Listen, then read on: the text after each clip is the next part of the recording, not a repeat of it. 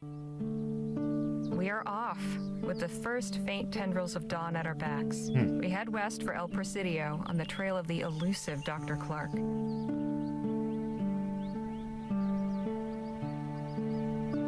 We have but a few days' travel before us, through the desert and mountains to reach the coast. I am rather looking forward to getting a better view of this part of the country. And should the scenery lack for diversion, I suppose I'll have recourse in the fellowship of my new traveling companions. Now that we've assembled in this unlikely venture, perhaps it's time we got to better know one another.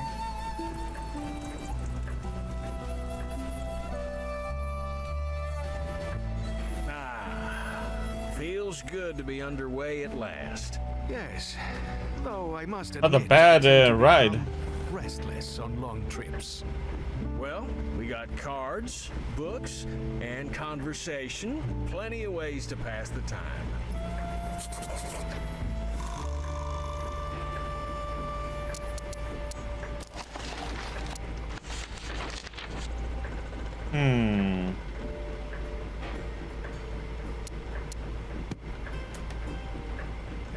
Phil? Señorita, Will this be your first time visiting El Presidio? it will. I have heard many tales of this so-called Mouth of the West. I am curious to find out which ones are true. You're very polite, Phil, but please, call me Harley. What is wrong with Señorita? It's not my name. Ah, but it is a sign of respect. I would never dream of addressing a new Spanish lady by her given name. Well, things are different here. As I am learning. If you wish it, it will be so. Appreciate it. We'll talk more later. I look forward to it. Hey, Nadine. Hello, Harley. Ever visited El Presidio before? I've never been beyond this valley.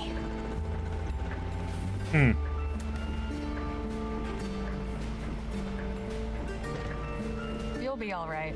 We've got a good group, and we'll look out for you. Thank you. I appreciate your kind words. So how'd you become a healer? Did you go to school? No. I mean, I attended the missionary school for a few years as a child, but not to learn medicine. I was taught by Dr. Sedgwick. I worked as his apprentice for nearly a decade. He was a wonderful guardian and mentor. I am grateful for all his care. You said Doc Sedgwick was your guardian? What about your parents? I never knew my mother. She died soon after I was born. My father worked for Dr. Sedgwick, which is how I came to his household. He took me in when my father died from an infected wound. I'm so sorry. How old were you? I don't remember exactly, but I couldn't have been more than 5. Did that have anything to do with you choosing to learn medicine? I suppose so. Yes. If I can save somebody's loved one, grant them extra time to cherish together, well, there's no better way to help people, is there? When did you return to the Otham? I went to them in April of last year, but it wasn't a return. They took me in. People were leaving town, and there was less need for me at the clinic. It was Dr. Sedgwick who encouraged me to find my own path. The Otham were kind to accept me as a guest, but truthfully, I'm glad for this opportunity to travel with you and the others. You said the Otham took you in. They aren't your people? No. I don't know who my people are. My father never told Dr. Sedgwick, and I have no memories of him talking about it. I think my parents came from somewhere to the east, but I'm not even sure of that. Have you ever tried tracking down where you came from? No, I've considered it, but it's complicated. Perhaps someday. Hey, I see something up ahead, by the side of the road. Looks like somebody's been making lots of holes. Wagon's slowing down. Guess it caught Lola's eye, too. Let's have a look.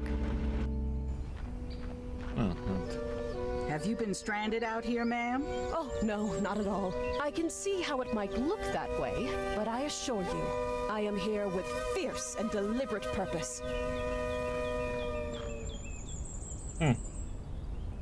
So what possessed you to come stand out in the middle of the desert? My name is Amber Lee, and I am a paleontologist. Beg your pardon? It means I collect and study fossils. Fossils? You mean Bones? Yes, that's right. Bones of the great creatures that roamed these lands millions of years ago. The mighty thunder lizards who shook the ground with every step. This wasn't always a desert, you know. It may seem difficult to imagine now, but millions of years ago, this was all a vast, lush rainforest. The perfect habitat for these awesome beasts. Suppose everybody needs a hobby. This is no mere hobby, sir.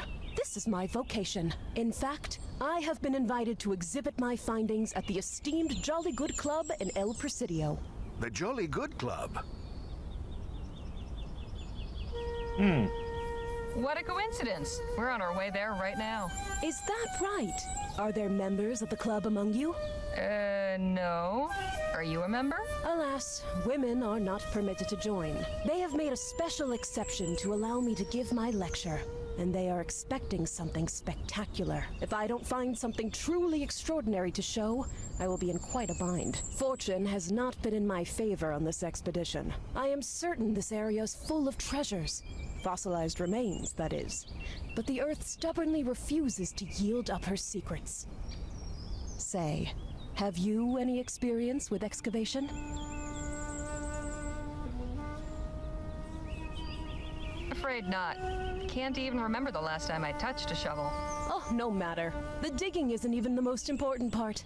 It's the handling of the fossils. As long as you've a delicate touch, you'll be a great help. I shall compensate you for your trouble, of course. How much are we talking?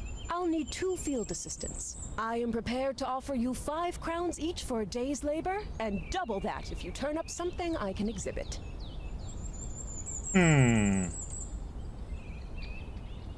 So at least 10 crowns in total and 20 if we both find something? All right, that sounds fair. Wonderful. You taking point on this, Harley? Guess so.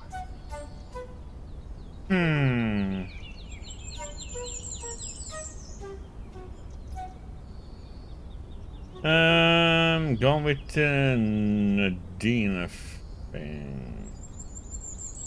Nadine, want to help me out? Of course. Now remember, we are searching for bones belonging to the great dinosaurs that I believe were once abundant here. They may be scattered in pieces. I aspire above all to discover and assemble a complete skeleton for display. My holy grail, if you will. If you uncover anything useful, be sure to tag it for classification. Don't waste too much time. We got to keep moving. We shall reconvene in an hour. All right, but not a minute more. May fortune favor our search.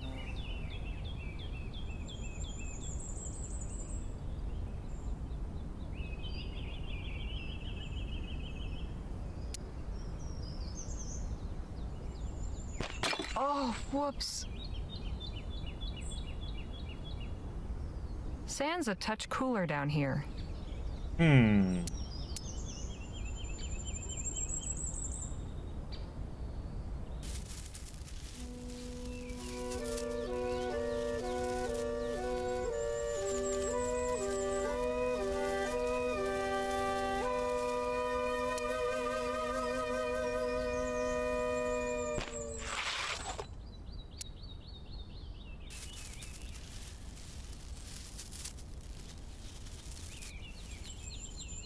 Surprised I haven't hit bedrock yet. I can't dig any deeper. Okay, so we should always start with a brush then, it seems like, just in case. Just sand and dirt. Oh, whoops. I don't get that, why it goes... Sand's a touch cooler down here. Oh, whoops.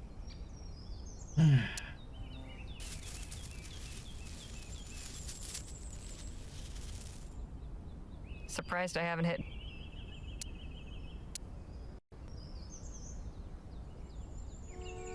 Surprised I can't dig.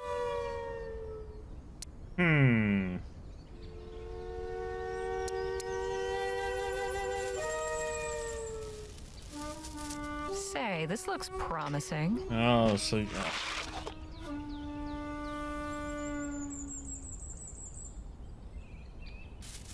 Okay, this looks promising. So that's what you need to do.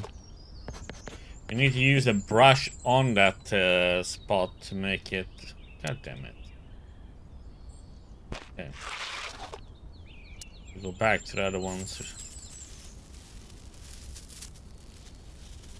I found something. And what have we here?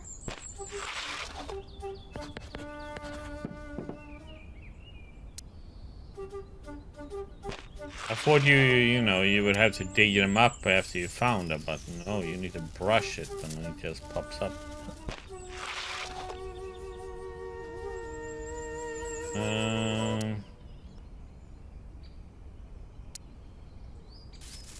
I found something.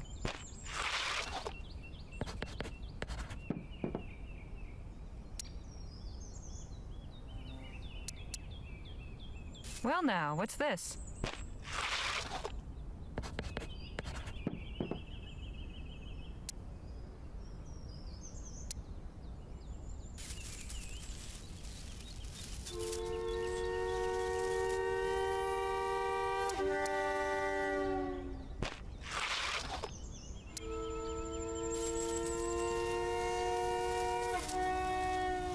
And what have we here? Looks valuable. I'm keeping it.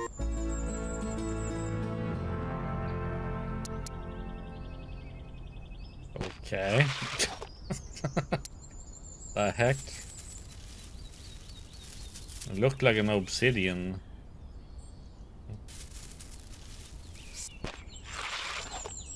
Well, it's a fossil. Phew. I've been at this long enough. All right, place everything you found on the table here, and we'll have a look. Not a bad yield. You found some quality fossils. As for your companion, goodness, you've also found some wonderful fossils. This is quite a collection. Here is your fee, as we agreed. Thank you again for your assistance. Don't mention it. Good luck with your exhibition.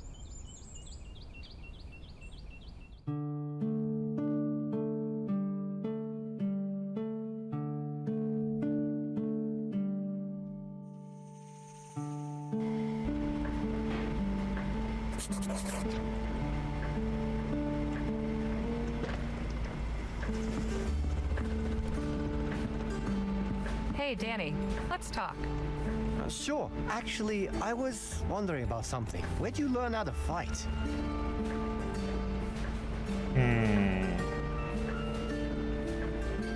Growing up where I did, you had to fight to survive. Where was that? New Britannia. The Chum, specifically.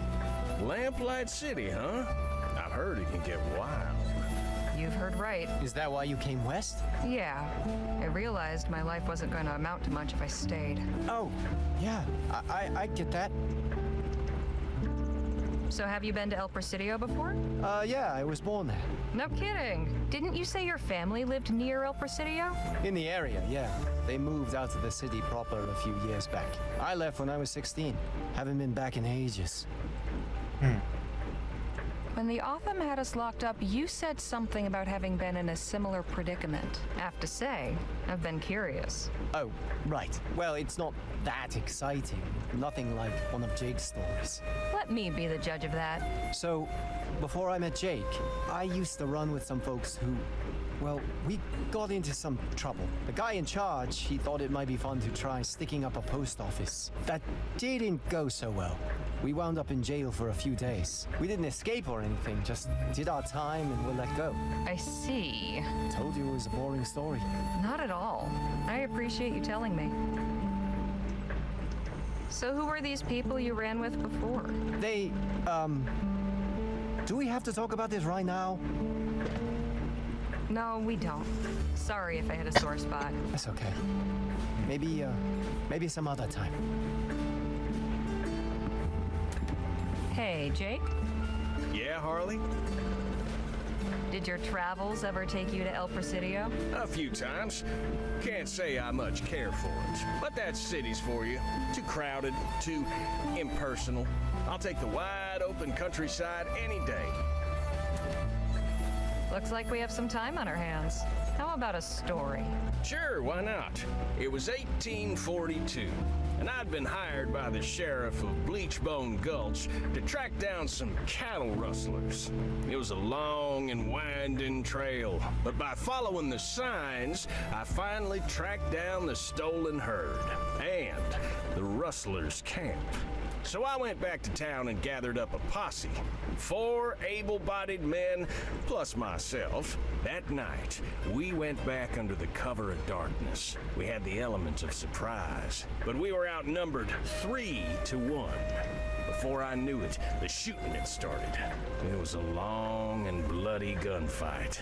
In the end, yours truly was the last man left standing. I drove that whole herd on by my lonesome.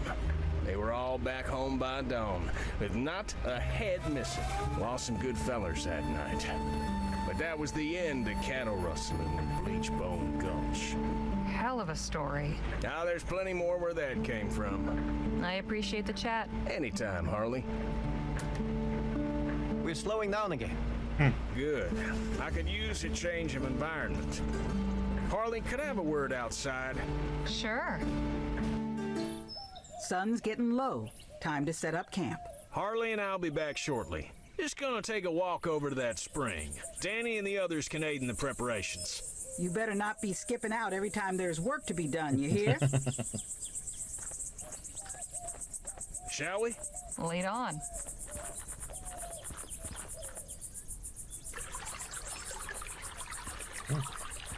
Would you look at that spring? I ain't seen water that clear since that time I went swimming with the Prime Minister's rambunctious niece. So, you wanted to talk to me about something? I did. I can tell you've got a cogitating mind, always assessing the situation, finding the risks and opportunities. Now that we've got a real posse assembled, I'm keen to hear your thoughts on our little venture. Everything seem hunky-dory so far in your estimation?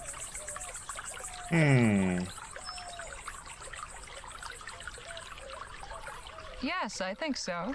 It's an odd bunch, all right, but all capable in their own way. If a treasure's out there to be found, I think this gang can do it. Delighted to hear it. You let me know if that changes, all right? You got it. Right, well, we should be heading back. L. Smith Johnson will... Oh, hey there. Howdy, friend. Welcome, welcome.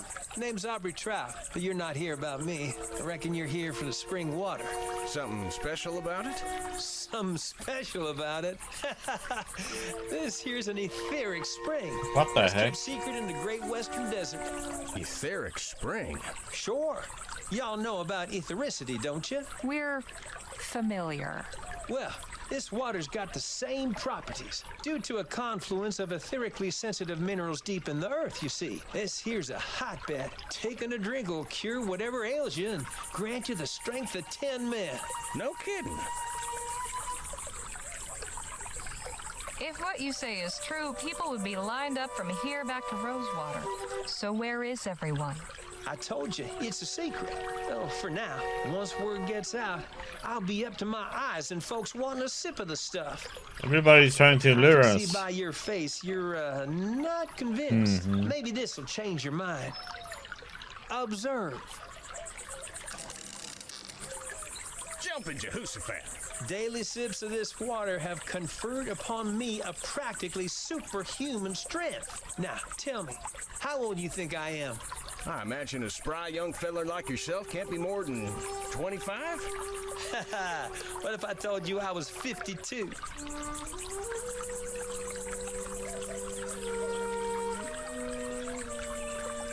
Enough beating around the bush. What's your game? You trying to get us to pay you for this water? Or go in on some fool business venture to sell the stuff? Man, I am wounded. Haven't tasted bliss. I just want to share it with my fellow man. Or is the spirit of generosity dead and buried? Okay, look, I'll take a drink now. Watch me.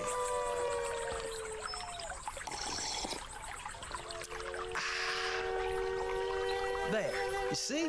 Tastes like springtime and sunlight. Now, if the water was no good, would I have done that? Reckon not. So go on, friends. Share in the wealth.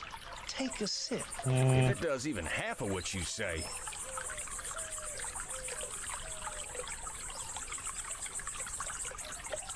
Not so fast. Something is off. I'm sure you won't mind if I have a look around, Mr. Trout. Be my guest.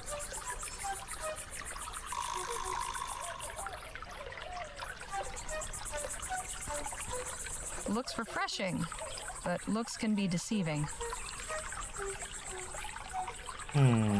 All these trees look dead. That can't be a good sign.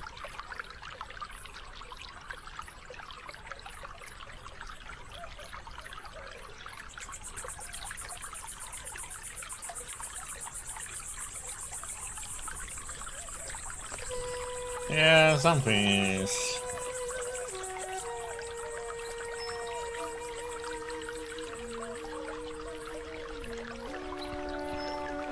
Wonder if this is hiding anything. Ow! Bunch of stickers. Damn!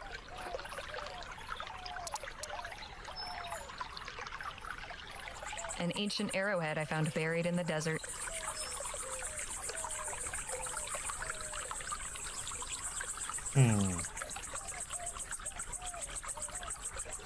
Was there a sign here at one point? Wonder what it said. Water of life, huh?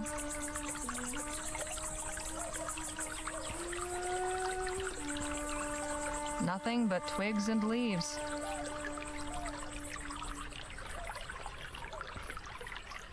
What's this? These boards have been badly damaged, but it looks like it says WRNI warning. Okay. So.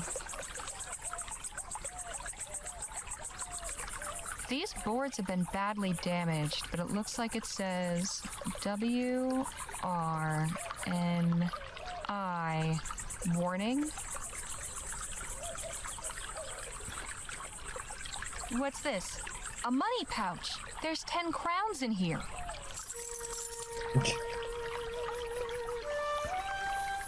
You're rich.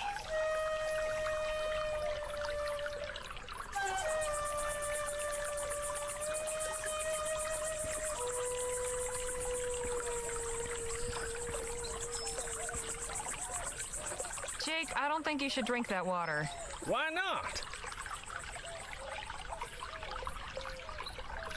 There was a warning sign over there, and someone destroyed it. Really? That stick's been there since I found the place. Never seen a sign. Just have a look at all the trees and plants around the spring. They're dead. I'd say that's a clear warning. Oh, it's a desert. Plenty of straggly-looking vegetation. I still get a bad feeling from this guy. Even after everything you've shown us? I had my reservations, but I'll be goddamned if I ain't convinced. Forget it.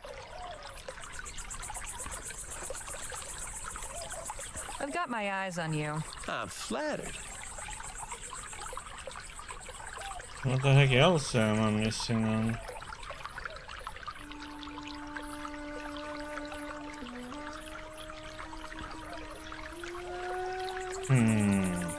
Oh, I get to search here. What have we here?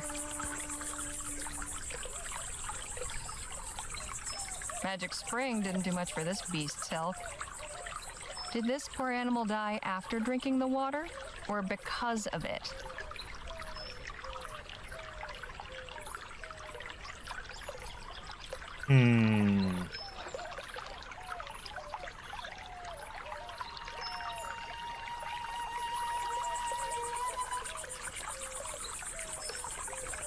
Jake, what are you doing?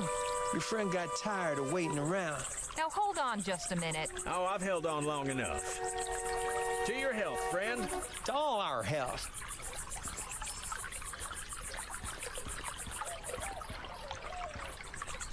Well, how do you feel? Not great.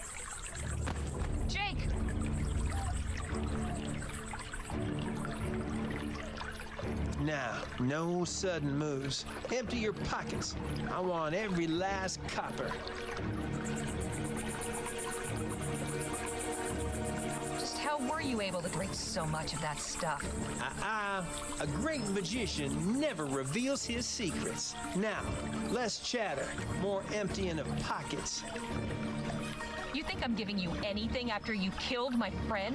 Oh, it was just a little sip. He'll be out for a few hours, but it won't kill him. You, on the other hand, will get one right between the eyes if you don't give me all your money.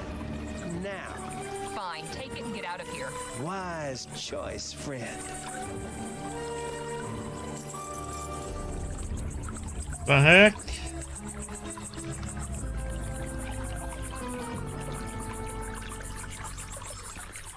Jake, can you hear me? What happened? Couldn't leave well enough alone, could you? Thanks to your stupidity, we got robbed. And you got poisoned. He took all your money?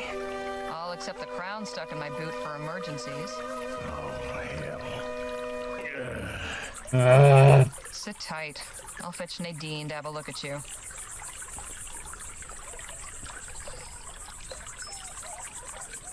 These look like the effects of arsenic poisoning. You said he had a small amount of the water? Just a sip. I can ease the discomfort, but he'll recover on his own with time.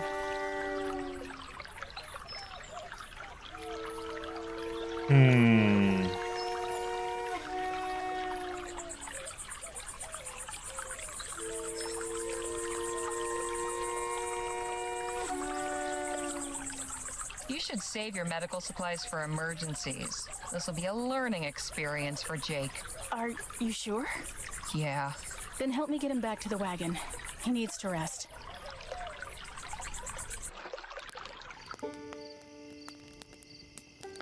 How's Jake doing? I think he's past the worst of it. He should be fine by morning. We should enjoy the peace and quiet while we can, then. I'll save him a bowl of chili. The chili's almost ready. Harley, can you come help me and Phil serve? Sure thing. Yeah, you get to suffer for his stupidity. That smells heavenly. The kid is a good cook, eh? But I believe this chili could use a little of my secret ingredient. What's that? Mezcal. I picked up a bottle before we left Rosewater. Gives it a nice smoky flavor. And makes you feel nice afterwards, too. This group needs a bit of loosening up, don't you think?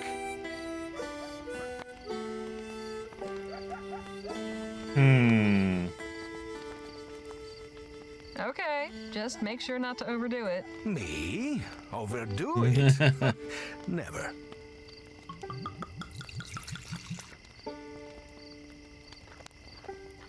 We should be ready to serve. Just one last taste.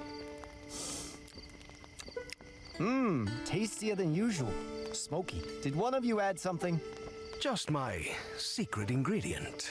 Well, whatever it is, it's real nice. Come on, let's fill up these bowls and get everybody fed.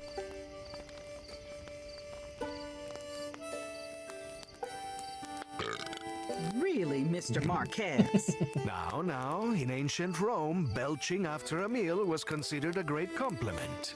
I am merely expressing my satisfaction and gratitude for an excellent meal. Thanks. This ain't ancient Rome.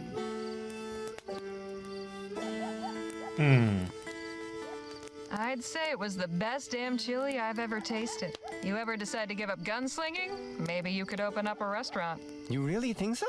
I'd be a regular. Gosh, thank you. It's a nice night. Perfect for relaxing and enjoying the company of one's comrades. The best part of the day. I have always said that the battle is won or lost around the campfire the night before. Kind of hypnotic.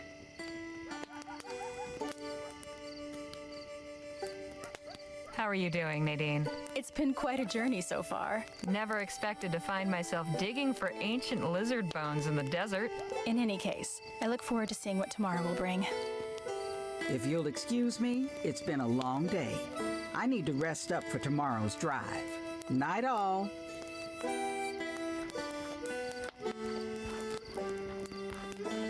That was not much talking. You look like you're enjoying yourself. And why should I not be? We have fine weather, good food, good company.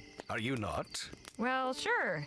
I mean, this is great and all, but Ah, I see. You are one of those people. In Spanish, we call them aguafiestas. what's that mean? Someone who does not know how to have fun.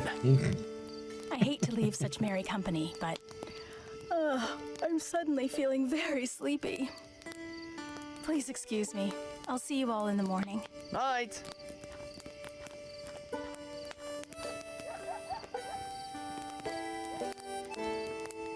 So, Danny, where'd you learn to cook chili anyway? I just sort of picked it up. Can't really remember where. Time for me to call it a night. Buenas noches. Sleep well. Okay.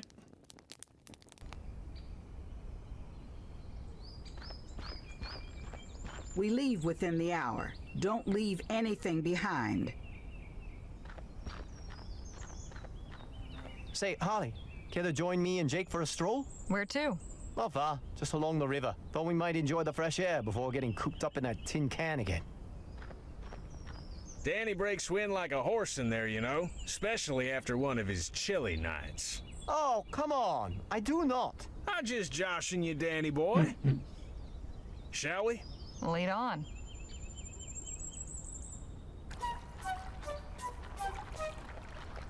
Beautiful, ain't it? Let's keep going. I think the river bends up ahead.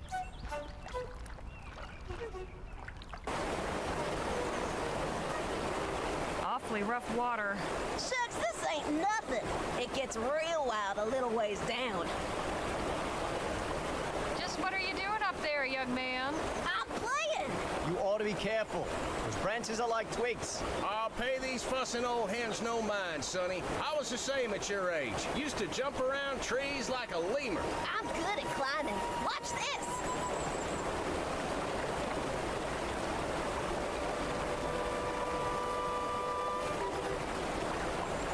What do you think?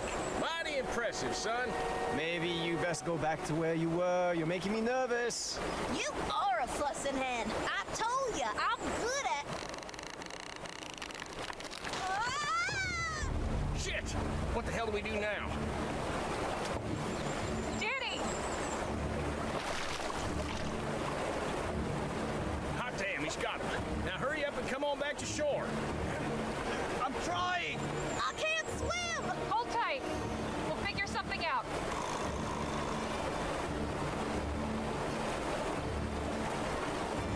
Feels kind of flimsy, but it might help.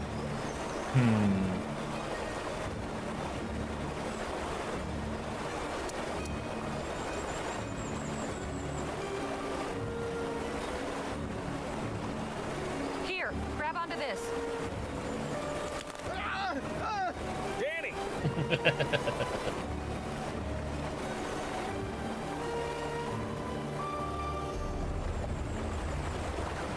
No, what the? God damn it.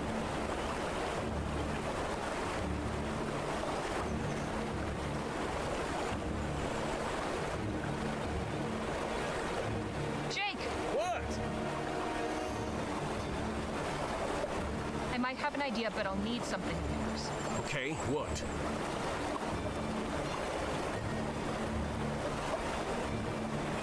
Give me your belts. Okay, sure. Take him.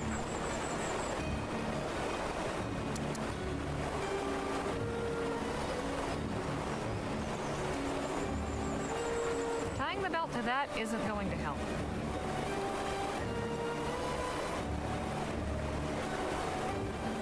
Now I've got a double loop.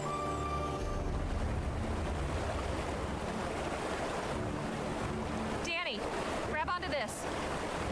Jake, a little help, please? Gotcha. Thanks. That was some quick thinking, Danny boy. I'm impressed.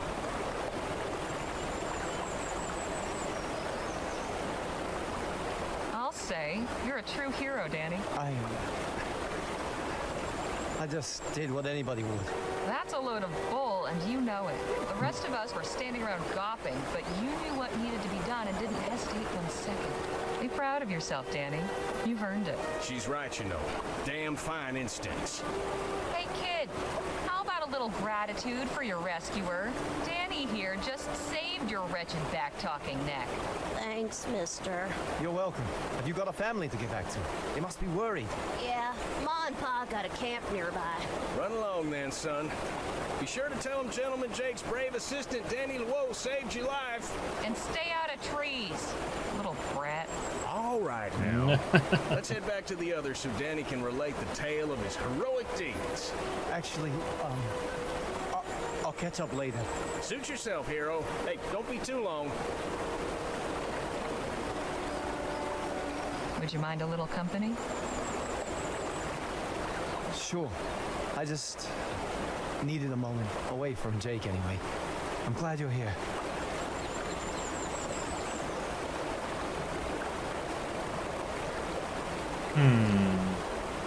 Jake and I aren't just blowing smoke, you know. It really was impressive how you leapt into action back there. And the great gentleman Jake of legend sure wasn't about to dive in and save the day. You have more courage and common sense in your little finger than he'll ever have. You know, Jake seems fond of you and all, but he doesn't give you nearly enough credit. You ought to trust your instincts more, because they're good ones. Don't let anyone tell you different. Oh, thank you. I appreciate the talk, Harley. Anytime. Let's get back to camp.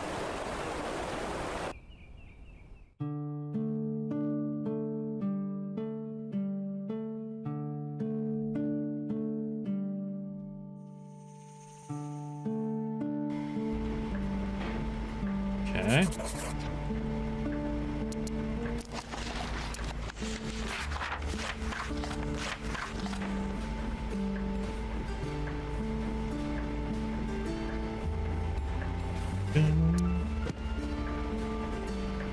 Phil? Harley?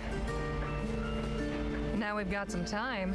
Care to tell me about how you came to Vespuccia? I can appreciate your curiosity, although it is painful to relate. But you may as well know. I had assembled Lieutenant General de la Vega and several of my men in Jicotea, a small village on the Loyola River. We were preparing an operation to liberate the nearby town of Caballo Viejo. The Spanish army had it under occupation for some weeks, seeking intelligence on our movements. But before we could act, they struck without warning, without mercy. They did not confine themselves to fighting armed revolutionary soldiers. Old men, women, children, all were valid targets in their eyes. All held collectively responsible for resisting imperial rule. Victory was out of the question. We were hopelessly outmatched. Many brave souls laid down their lives to allow innocents a chance for escape. As civilians fled the village, I led the retreat north with Lieutenant General de la Vega. We gathered what we could of our forces from other positions along the way. It was clear that the army would relentlessly target any village known to harbor revolutionary cells and administer the same treatment. I left Jicotea a smoking ruin. I could not allow that to happen again. Temporary exile was the only alternative.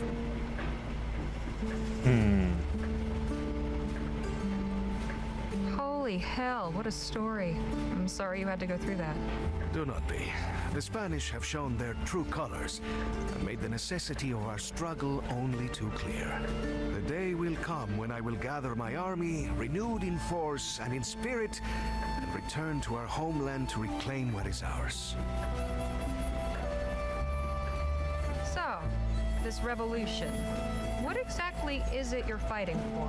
What does any man who is oppressed fight for? Freedom.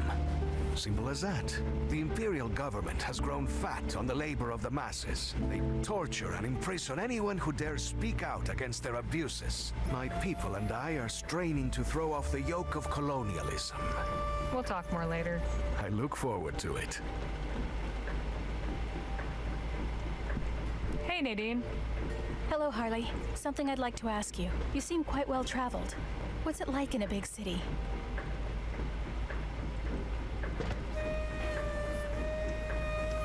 Well, everywhere's different. I've never been to El Presidio before. It's big. Well, from what I hear, not as crowded as cities back east. Doubt it's anything you can't handle. Stick with us and you'll be fine. That is something of a comfort. Good book? I'm not much of a literary critic, but it helps pass the time. Danny told me you're a writer. Have you published any books? Me? No, books are way beyond my reach. I stick to articles and essays, and have trouble enough with those. You shouldn't underestimate yourself. It wouldn't surprise me to see a book with your name on the cover someday. Well, that's kind of you to say. Guess we'll see. Folks, we're making a brief stop. My legs could use a stretch. Same here. The heck was that weird scratchy sound? Now that is some truly impressive architecture. Do you think so? Truly? That it does, impress?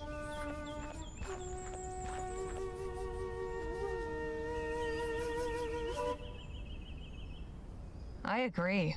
It's got a certain kind of picturesque quality.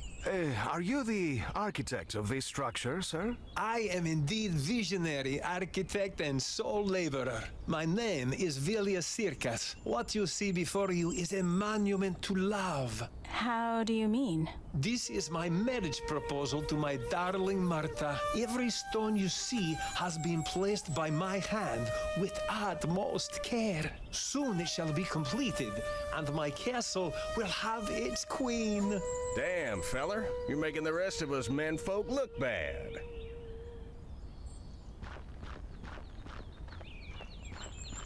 I'm going into town to pick up a few things. I'll see y'all back on the wagon. I'll come with you. Okay.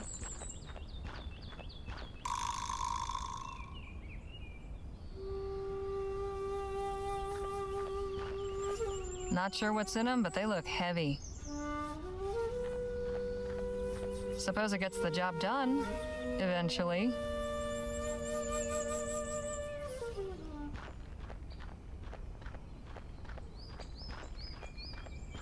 This fellow's been busy, no doubt about that. Pardon me, Mr. Circus? Yes, ma'am? There's plenty of ways to profess your love. Why a castle? I am architect and engineer by trade. Building things is what I know. And my beloved Martha always loved castles. I thought this would be fitting. She will be so surprised when she sees it. I cannot wait to see her face. I want to hear more about this Martha. How did you meet her? Her father was chairman of rail company where I worked in Rampton. He introduced us. And you started courting? For a time, yes. Then my work brought me to Western Vespuccia, but we have corresponded. I send letter every month. Hang on. When was the last time you saw Martha? Just before I came here. 7 years.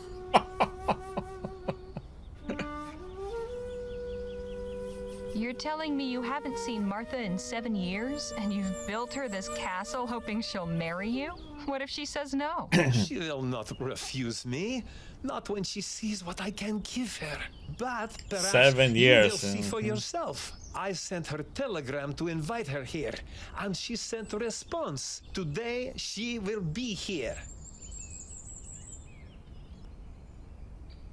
Is it your intention to actually live in this place? Of course. Wouldn't it help to have some doors? All in due time. My dear Martha has delicate constitution. Desert heat will be good for her health. Does she have problems with her breathing? Yes, I believe so. Often when I would visit, her housemaid would say she was too ill to see anyone. Now, I've heard that one before. You said you built this all by yourself? How'd you manage that? As I said, I am engineer by trade. There are plenty of stones all around. I simply gather and place them. So have you been building this castle for 7 years then? About that long, yes. I began at once when I moved here, so that I could bring Marta here to live with me as soon as possible. Caramba. Great work takes time. You've an interesting accent. Where do you come from? I am from Lithuania. I came to Vespuccia to work on the railroad and build bridges. And how has this country treated you, compadre? Very well. I have had many opportunities. The money I earned allowed me to build my dream. I'll just be off for now. Thanks for the talk. Goodbye. You know, I can't help but remember the time I made a grand declaration of love. Wasn't quite this elaborate, but it came close. And what was the lucky lady's name? Meredith. She was something real special. Shame it didn't work out between us. Hope things go better for this feller. Madre mia. Never before have I seen such a romantic gesture. This Martha is a lucky woman. Maybe. If someone did such a thing for you, what would your response be?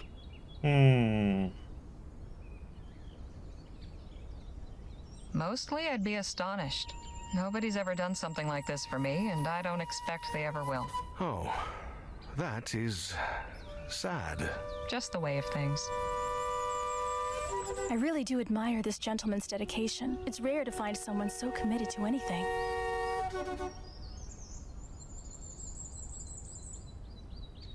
Poor bastard. Hope this is all worth it for him. As do I. Okay. I can't even begin to imagine how many stones it took to build that thing.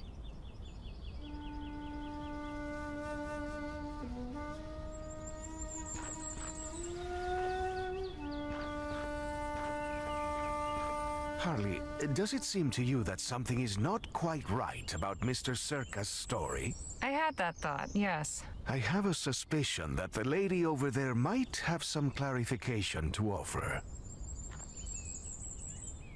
Last point in.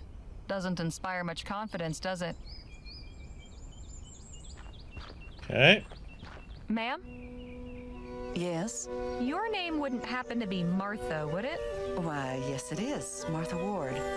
Do I know you? No, but I've heard lots about you. Mr. Villia Circus told me all about you. I believe you know him? Only too well, I'm afraid.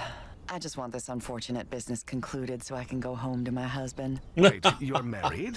Quite happily, 6 years last June. Santa Maria. Does Mr. Circus know that? No.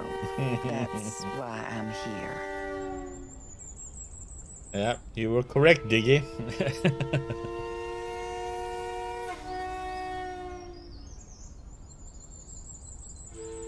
Mr. Circus told me you've been corresponding all this time. Is that what he said? He claims to have sent you a letter every month. And they've each gone straight into the fire. I would have thought he'd get the message after years with no reply. But he's left me no choice except to come here and spell it out for him. Is your husband aware that you've come here? Oh, heavens, no. He'd be furious. I left him a note saying I was going to visit my sister. Naturally, he has no idea Circus even exists. But he's very protective. How did you and Mr. Circus meet? He worked for my father's company. We were introduced at a Yuletide soiree. He was pleasant enough, but then he began calling on me at home. I didn't wish to encourage him, but he kept pursuing me anyway. Did you ever actually tell Mr. Circus you weren't interested? I gave him no favorable sign. Eventually, I stopped receiving him with my father's blessing. He imagined a better match for me than some associate engineer. Thankfully, Mr. Circus was reassigned to Western Vespuccia. Yeah, but it's also her fault for, saying she's not interested either, Sure, he is a bit of a stalker. But she could just, tell him instead, Is the desert heat making you feel better? I beg your pardon? Mr. Circus said it might help your delicate constitution. Yes, I suppose he would think that. You see, when I didn't wish to receive him, I would instruct my staff to make excuses. Say I wasn't feeling well or away taking the water somewhere. It wasn't entirely forthright of me, I admit, but Circus was vexatiously persistent. Enjoy your day, ma'am. You as well. And if you see Mr. Circus again, please don't tell him I'm staying here. I'll go and speak with him when I'm ready. I cannot believe that fool spent all his time chasing a married woman. Has he no shame? I would say no. Guess nobody wrote in today. Too bad we haven't got more time to spare. I could use a wash.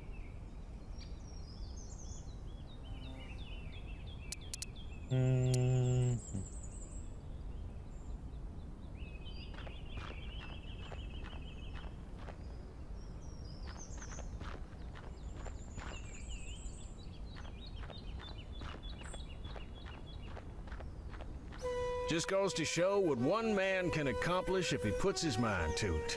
Damn impressive.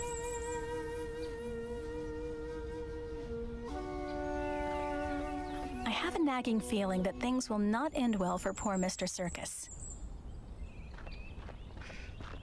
Are we supposed to tell him, or what the heck? Or let's see. I cannot believe that fool spent all his time. Okay, you say the same shit all the time. So let's see what he says now. Pardon me, Mr. Circus? Yes, ma'am?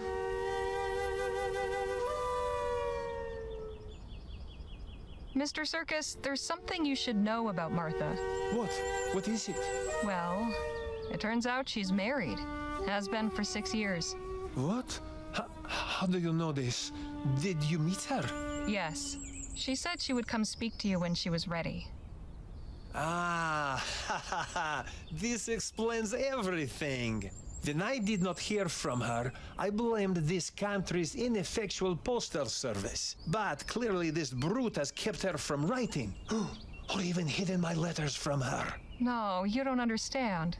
Oh, I understand. I understand very well. She would not have agreed to come if she did not want to escape unhappy marriage. Ah, right.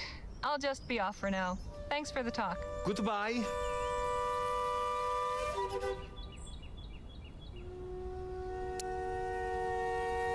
What the heck are we gonna do to get the heck out of here?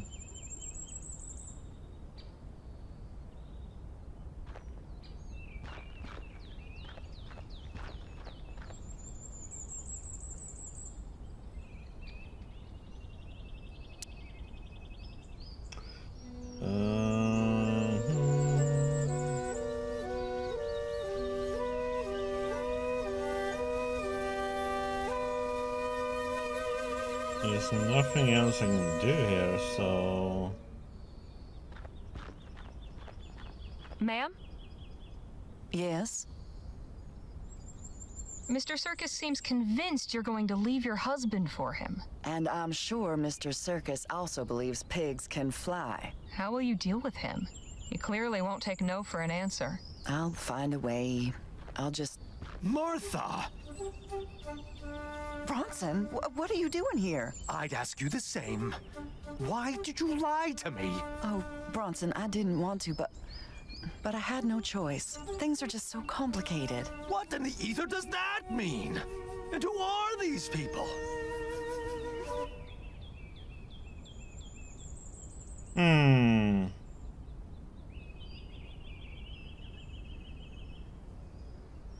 Please, Bronson, I can explain everything. Damn fine idea.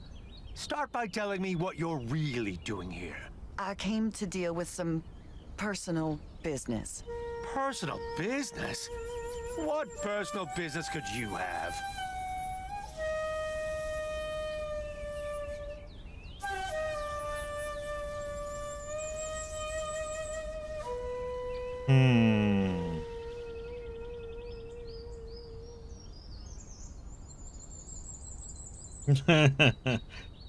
It's true, this one, right?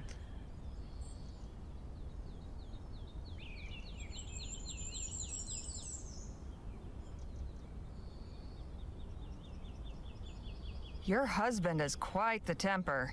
Maybe you should give Mr. Circus another shot after all. He seems downright charming by comparison. Who in God's name is Mr. Circus? I have an unwanted suitor. I've come here to tell him to leave me alone once and for all. You what? Where is he? I'll kill him. No, you will not. I will so. Tell me where to find the bastard.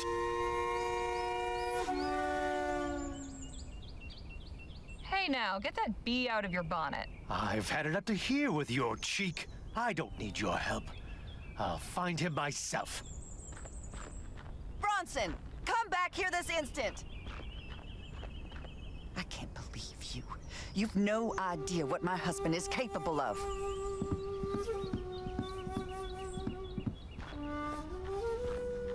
I do not think that went very well.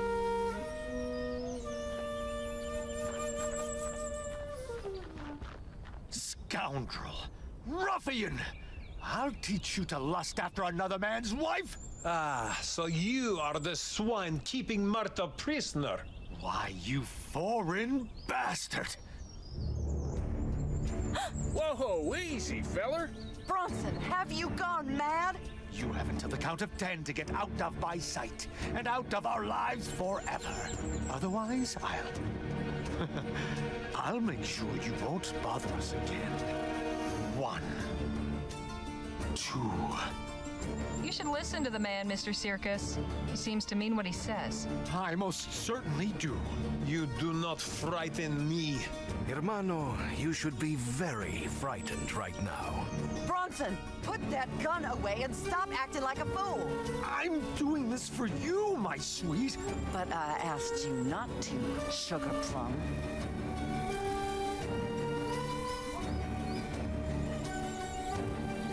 You do well to listen to your wife, Mr. Ward. This is, after all, her business, and not yours. I'm her husband. Of course it's my business.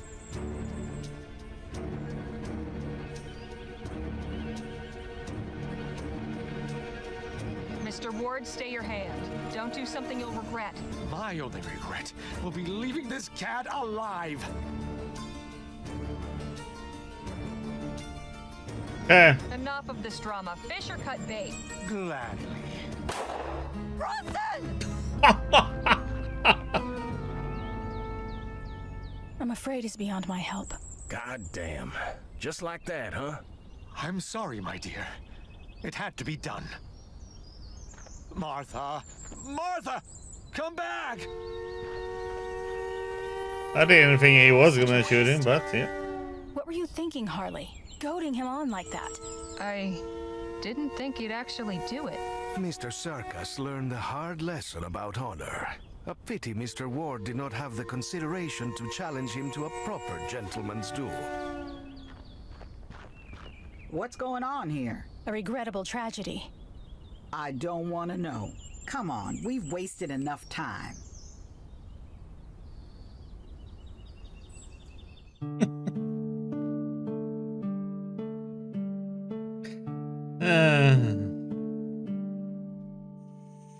Oh god, more stops. Okay, who else are we gonna get killed?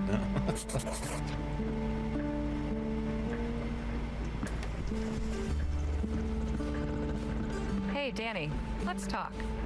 Sure. I'm still impressed at how you just jumped in after that kid. I'm just glad we were able to save him. It's nice to be on a team again, like old times. A team? Like those folks you mentioned before? Yeah. We were a posse. My best friend Petey was our leader. Petey and I left El Presidio along with 5 of our friends.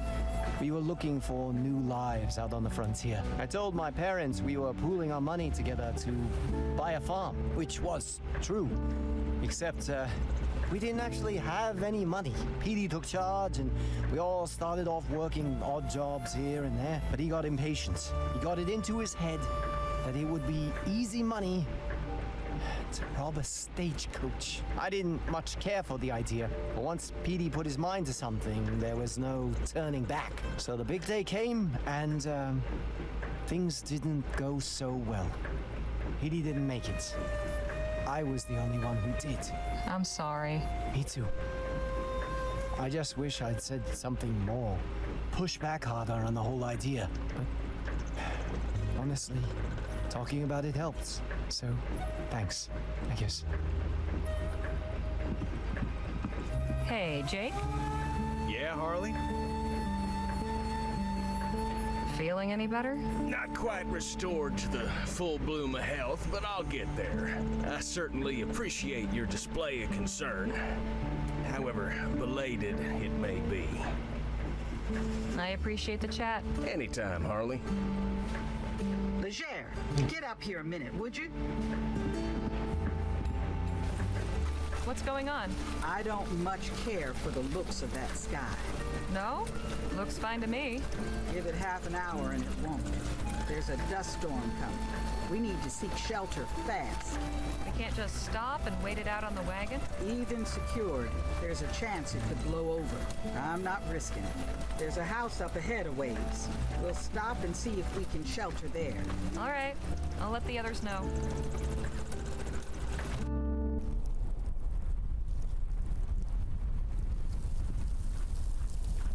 Lola wasn't kidding about the storm picking up.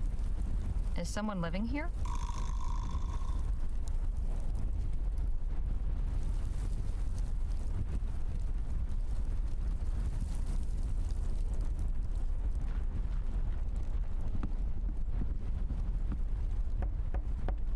Hello? Anybody home? No answer. And wouldn't you know it, it's locked. There's got to be a way inside. Was that you making all that racket? Oh! What in God's green earth are you doing out here in this squall, young lady? My companions and I need a place to ride out the storm. We thought this house was abandoned. Well, it's not. But how many are ye? There's 6 of us. That's our wagon back there on the road. Well then, go fetch 'em. You're sure? I won't have ye blow away on me porch. And you'll be keeping an old man company. So long as you're not bandits or thieves, are ye? No, sir. We're fortune seekers. Of an honest sort. Then we'll be getting along just fine. Now, get your folk in here quick, before we all get whisked to Kingdom Come. Kingdom Come Deliverance 2. Appreciate you letting us ride out the storm in here, sir. Mighty good of you. Ah, of course. As I told your mate, I'm glad for the company. Welcome to me home. I'm Captain Philip Boylan. Pleasure's all ours. I'm Jake Ackerman. And this is Miss Leger, Mr. Luo, Mr. Marquez, Ms. Redbird, and Miss Johnson. Fine-looking crew, sure. And not to worry, there's plenty of space here. I've a spare room upstairs. Kind of funny how they're going in their height. In their order. Going for the tallest guy to the shortest one.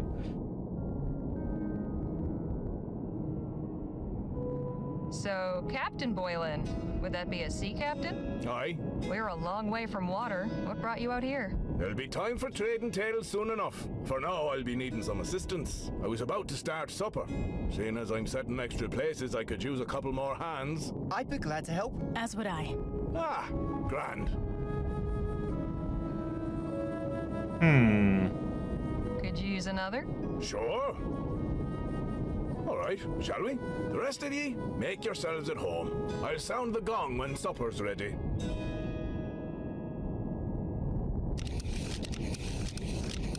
Excellent work, galley crew. We'll be feasting within the hour. You're fortunate to be so well provisioned. We recently visited a community that was Why having does it trouble look with like their crops, although Harley our found a way to character help. closes his eyes when she's Captain? peeling? Aye. What are we helping you prepare, anyway? I'll give you a clue. It's got potatoes in.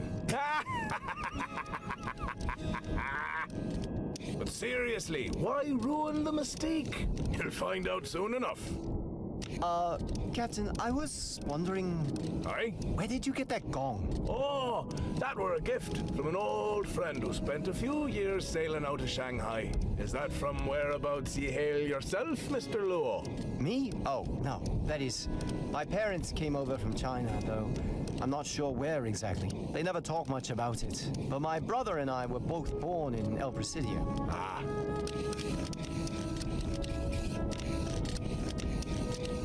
How come your parents didn't tell you where they came from? They don't like talking about their old lives. I eventually gave up asking. Such a shame. I never knew where my parents came from either. Well, the important thing is we're enjoying each other's company right here and now. Right.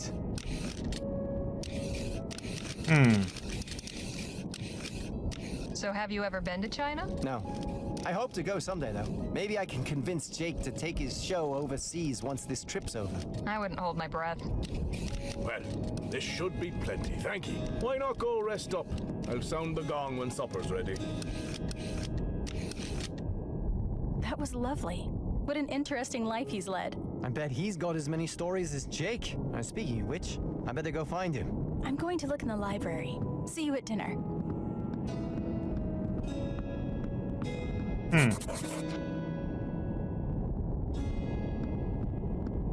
An impressive weapon.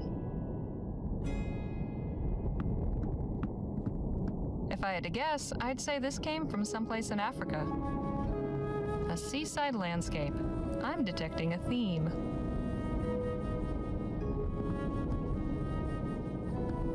That probably goes to a closet or a basement or something. Locked.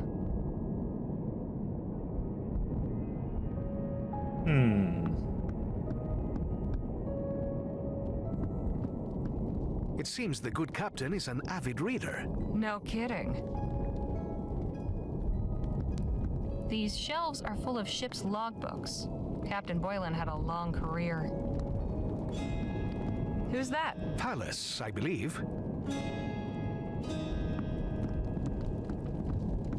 Nautical adventures, war stories, medieval romances, and frontier tales. We are in the middle of the desert, but it feels like we could be at sea. A poker for stoking the fire. Harley, what are you doing? We are Captain Boylan's guests, not common bandits. That's a nice instrument. Isn't she? Very finely crafted. I wonder how the captain came by her. A gentum jug. Say that 5 times fast.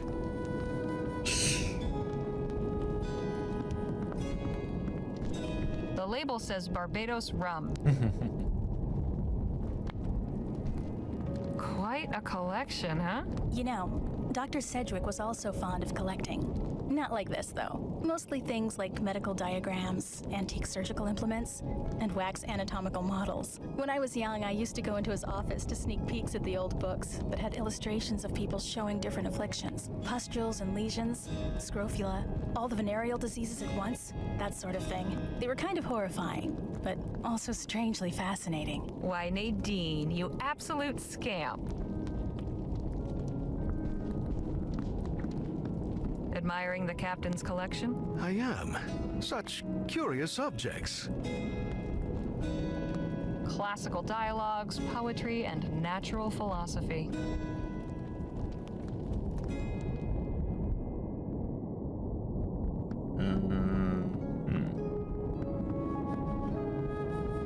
Miss Leger, eager for your supper? Just looking around. I'll sound the gong when it's ready.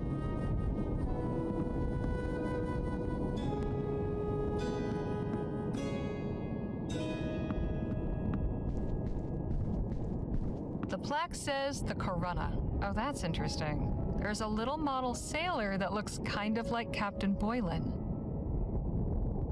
The port of Gascon, if I'm not mistaken. Been years since I've seen it. A plain old sea chest. I shouldn't be snooping around. Not without a good reason, anyway. Oh. Come on now. Wasted no time making yourself comfortable, I see. Life's too short.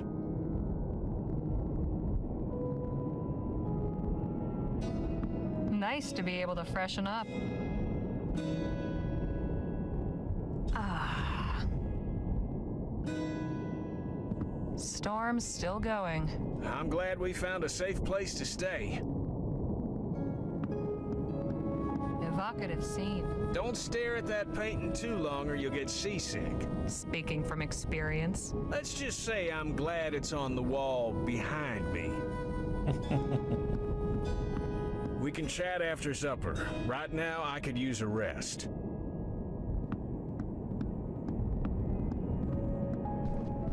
Hey, Danny. Hi, Harley.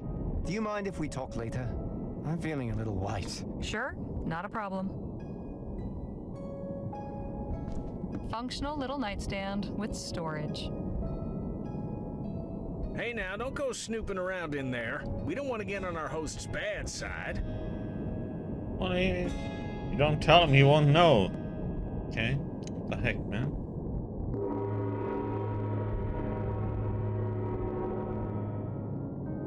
Dong dong dong dong. Dinner time. I can't remember the last time this table was so full. How are ye finding the fare? Not bad. Most satisfactory. The very soul of rustic simplicity. Quite simple and, unadorned.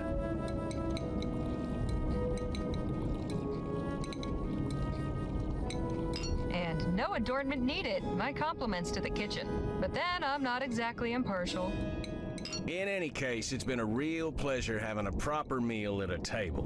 Been roughing it then? And how? The campfire don't compare to this. Where are ye folks headed? El Presidio. Ah, I used to sail out of there. Have you by chance heard of Dr. Bennett Clark? I can't say the name rings a bell. Is he a friend of yours? No, he's really of no relevance. Can't imagine why Miss Legere would bring him up. You said you sailed from El Presidio, Captain Boylan? Aye, for many a year. I used to captain a whaler. No kidding. You must have some stories. A fair few. I could tell ye about the largest beast we ever snared. The one what took me leg. Go on then, tell us. It was back in 25. We was circling a lagoon off the coast of New Spain. We were on the point of giving up, when suddenly, a great monster breaches off the port bow. She was the biggest I'd ever seen. I shouted the order to launch the whaleboats in pursuit. Me men put all their backs and all their hearts into rowing, and soon we was on her. All around, the water was churning white with foam. The beast surfaced again so close, we nearly capsized. But the harpooner had steady legs and a steadier aim on him, and he struck true. Then the battle began. Oh, how she thrashed and reared. Somehow, the rope got wrapped round me leg and pulled and tore almost clean through. I thought I was a goner for sure, but it wasn't over yet. At last, the beast tired out. We hauled her in just as it was getting dark. Cutting her up was no easy job. She was 50 foot if she was an inch. Got a good sum for all that oil and blubber. But it wasn't only the whale went under the knife that night. Doc cut me up too. Taking care of what little was left of me leg by that point. Saved me life. Quite a tale. That poor creature. I doubt you'd feel that way if you met one yourself, Missy. How about we just finish our dinner? If anybody has an appetite Yeah, left exactly. after Moby that Dick, story. pretty much. Aye, fair enough.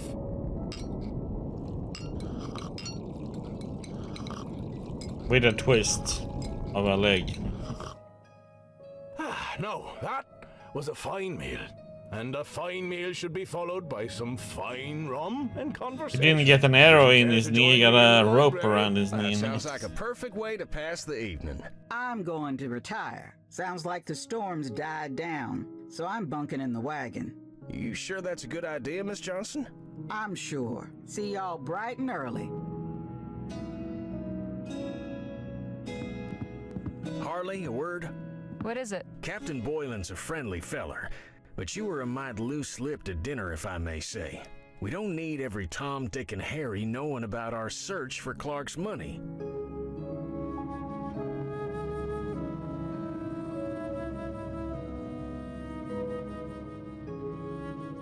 Okay. Suppose I was. It won't happen again. Glad we're on the same page. Now let's go join the party. Sure you won't have some rum, Miss Redbird? I'm sure. Thank you. And for you, Miss Leger. Oh, yes. Don't mind if I do. A toast to new friends. Cheers! Damn, where'd you say this stuff came from? A gift from an old friend in Barbados. Best rum in the world, in my opinion. Got plenty more in me cellar. You're welcome to it. Now then, Mr. Marquez, I had a question for ye. I may have an answer. Am I mistaken, or are ye of the new Spanish persuasion? I am, yes. Ha ha! Grand! I'd like ye to have this.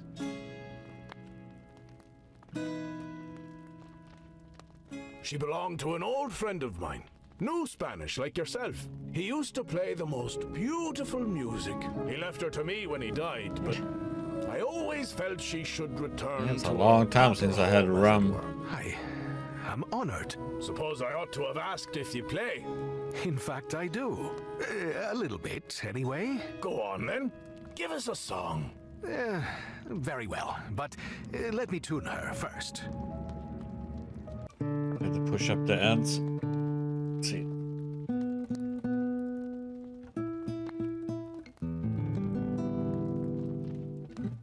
That should do. Now, let's see if I remember.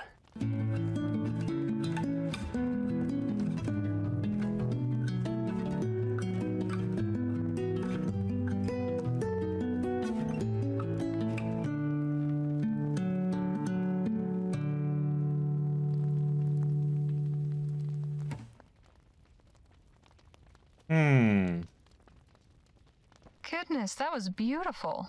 Where did you learn that? Thank you, Harley. I had a tutor as a child. My father insisted I learn to play something, so I chose the guitar. Well, ain't you just full of surprises? I think this calls for another round. Hear, hear.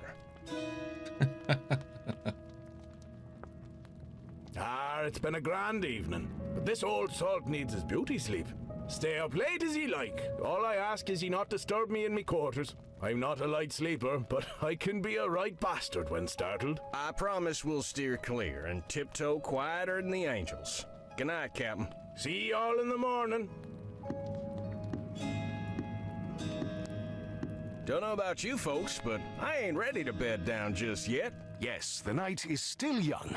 Let's say we have a couple more rounds. The rum's all gone now. Captain Boylan said he had more in the cellar. I'll just go fetch a bottle or two.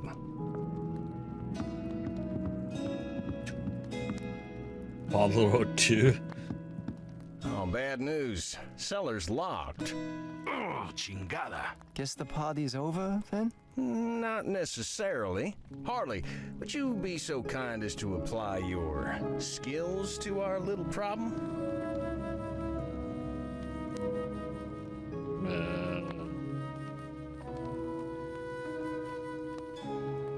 I don't have a skill for it.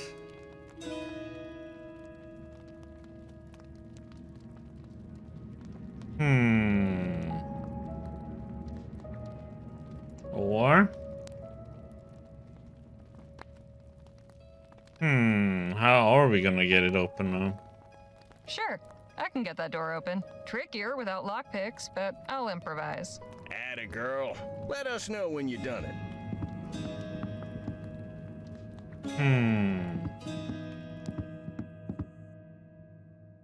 Maybe need something from the kitchen. I shouldn't be snooping around. Not without a good reason, anyway. Full of matches. Don't mind if I do.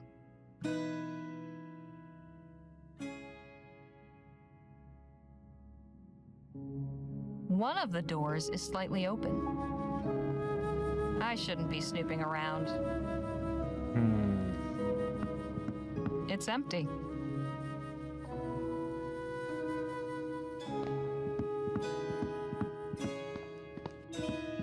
well stocked, but not with anything I need.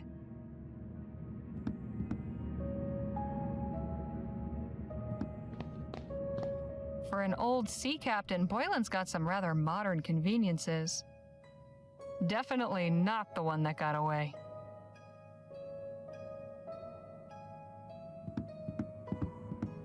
The dinner gong. Can't imagine it gets much use. This door goes into the captain's quarters.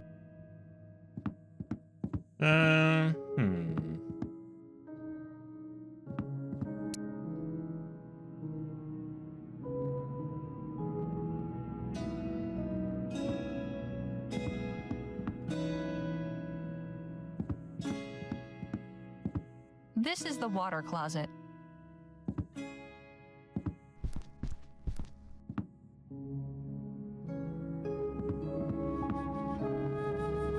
It's empty. Finely carved. Must be quality craftsmanship. I shouldn't be snooping around. Not a musty-smelling mess of laundry. I wonder what old Captain Boylan uses this for. Stargazing? I can just make out the wagon through the dust. At least it hasn't blown away. Can't see much aside from the wagon parked down there. Captain Boylan was quite dashing in his youth.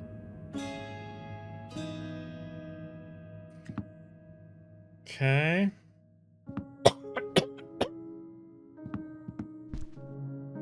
Hey, I've seen this sort of thing before. I believe it's called scrimshaw.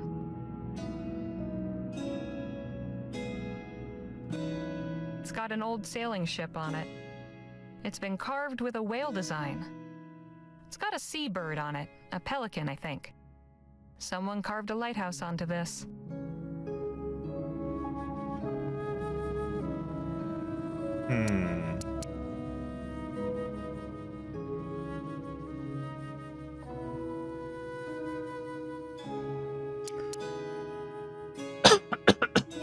Supposed to do something with this?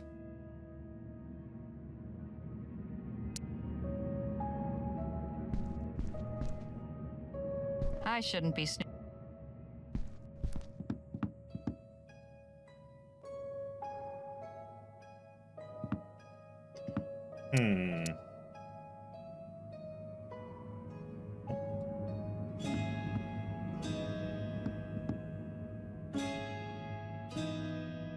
So,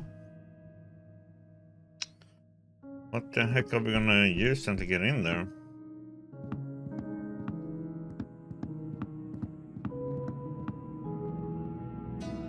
Gonna get the poker? I don't know what they will say this time. A poker for stoking the fire. This could be useful. I was allowed to take it this time.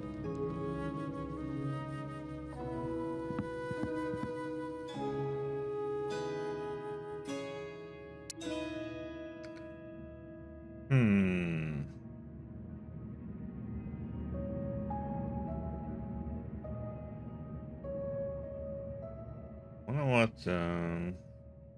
is matchup tonight? Pointy.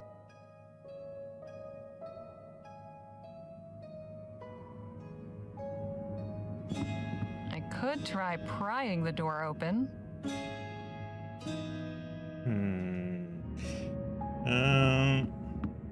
Okay, let's see if we can go in here.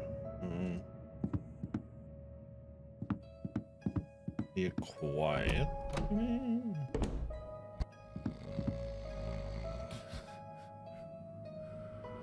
Oh, there's a key.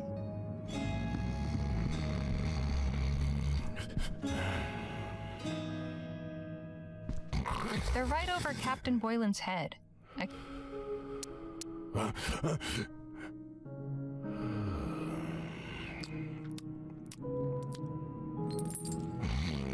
Got it.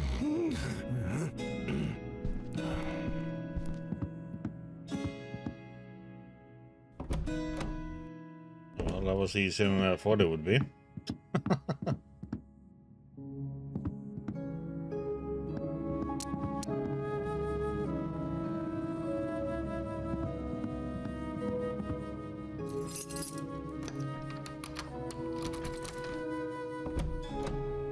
Jake?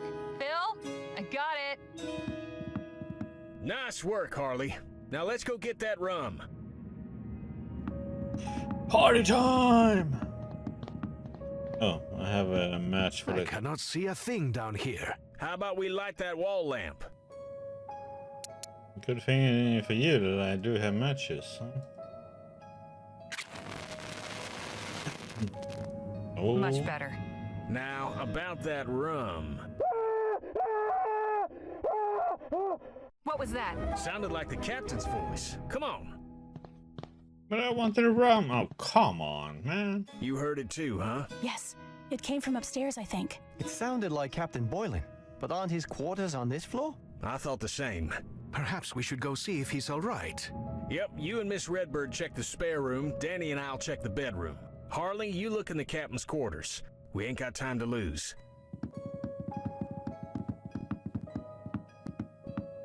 Aw, no more rum.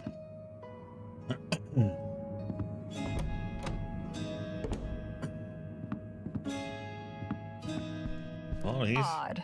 Captain Boylan's not here. Where could he have gone?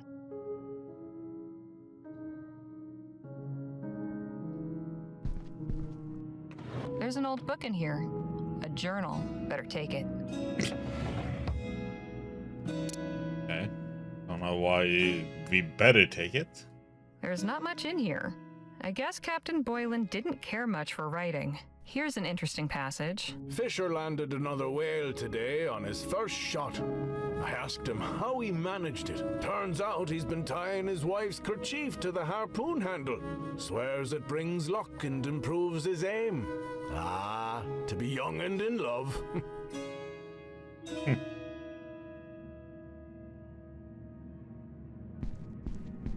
Looks like a sea bunk. Guess old habits die hard.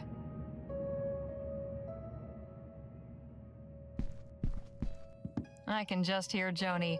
A quill and ink, how charming. The captain won't miss this for now. The captain still has some old country pride.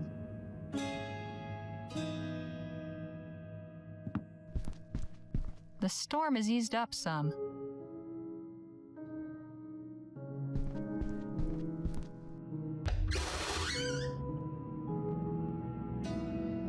Can't really see anything in here.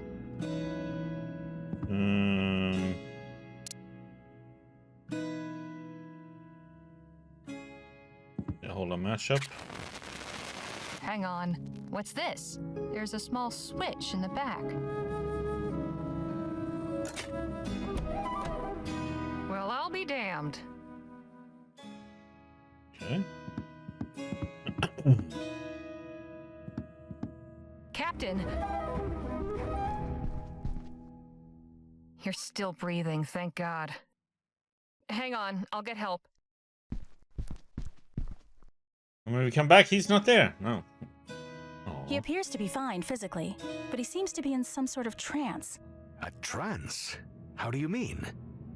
His eyes are open, but he's not really awake. He's gone within himself. I've seen people do this voluntarily, to meditate or relive certain memories, but Captain Boylan seems trapped. Is there anything we can do? I'm not entirely sure. Did he say anything when you found him, Harley? Not a word. I'm at a loss. Something brought this on, but what?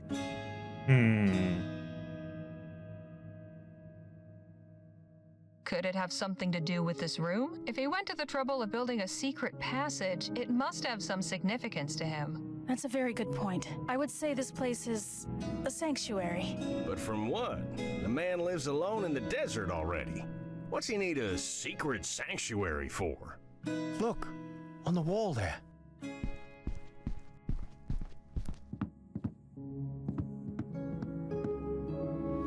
It's a sketch of Captain Boylan with 5 other men. His crew, maybe? There's a signature. A. Cranach. Cranach? God forgive me. Captain, can you hear me? The dome? The dome! What doom? What do you mean? I came from nowhere. I ought to have taken heed. I ought to have let it take me. Captain? Captain? He's unresponsive again.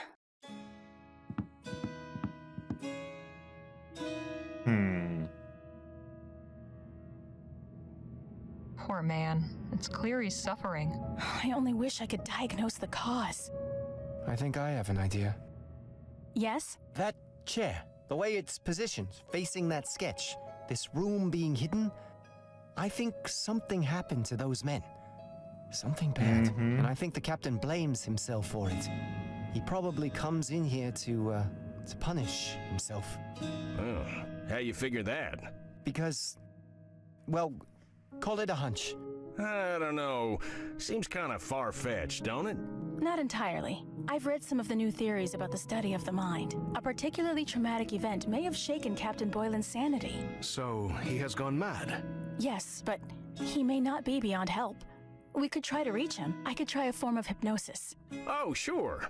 That's where you get him to cluck like a chicken, right? Not at all. It means he would be calmed and put into a receptive state. Then we could speak directly with his unconscious mind. But to have the best chance, we would have to recreate the environment he's experiencing as accurately as possible. Hey, come on, let's make him cluck like a chicken.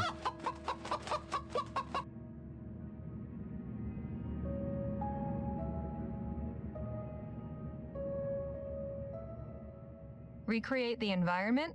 Just how do you propose we do that? We must each take on a role. Oh, you mean like play acting? Something like that. If we can each convincingly assume the identities of the men in that sketch, the captain may feel they are truly here with him. His fantasy will become clear, and we'll be able to guide him through and out of it. Sounds just crazy enough to work. But we know nothing about these men, aside from what they look like. Which means we need to find out more. The more details we have, the better. Then let's put this show together. Harley, you're good at finding things. See if Captain Boylan had a diary or something. All right, I'm on it. Oh, I already have the diary.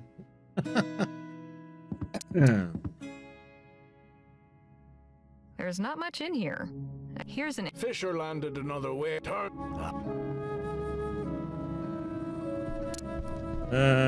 Let's go and look for more stuff then.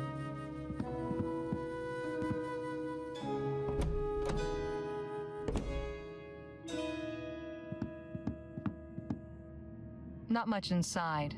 There is a folded up piece of paper. Seems to be a recipe for sea biscuits. There's a note. Your favorites. Told you they were simple to make. Perhaps someday you can whip some up for me. It's initialed GOM.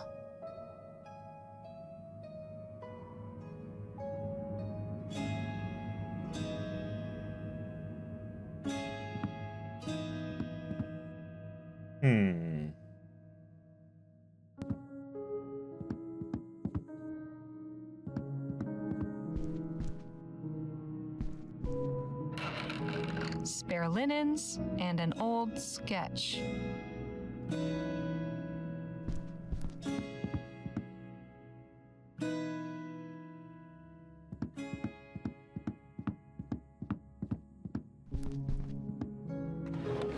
There's an empty bottle and a note in here. I'll take the note. So, look A sketch of a ship, the Derwent. There's a note. Captain Boylan, looking forward to our first voyage together. Signed A. Cranach. Cranach? That's the same name on the sketch in the attic. So the Derwent must be the ship I'm looking for. Captain Boylan, I recommend taking 1 nitroglycerin tablet per day and avoiding overexcitement. Dr. Francois.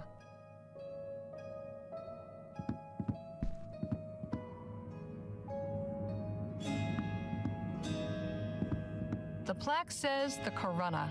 Oh, that's interesting. There's a little model sailor that looks kind of like Captain Boylan. And that other one there looks like one of the men in the attic sketch. I need to figure out exactly who it is.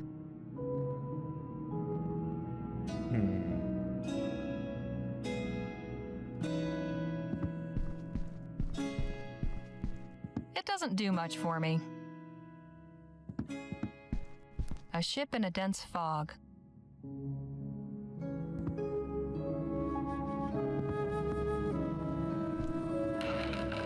Looks like a navigational chart. I'll take it with me.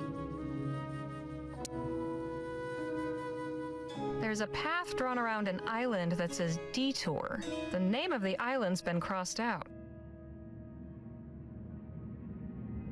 Okay. A musty-smelling mess of laundry. I'll take this hat.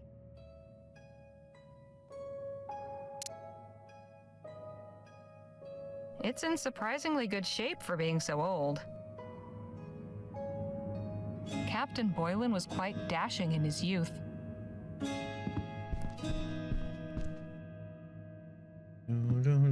Could we go in here or? This is the water closet.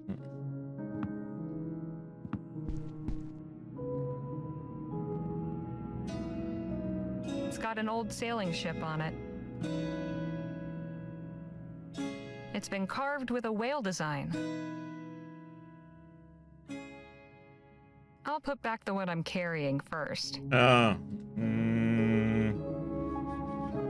put back the one I'm carrying first. Think we take that one? Oh wait,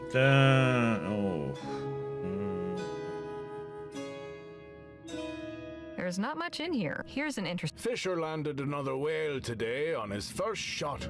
I asked him how he managed it. Turns out he's been tying his wife's kerchief to the harpoon handle. Swears it brings luck and improves his aim. Ah, to be young and in love.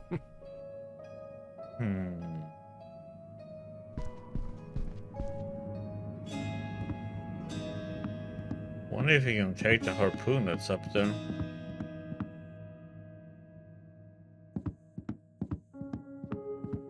Can't reach it from down here.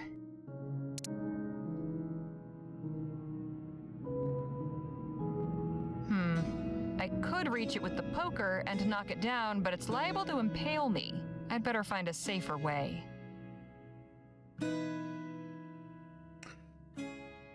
I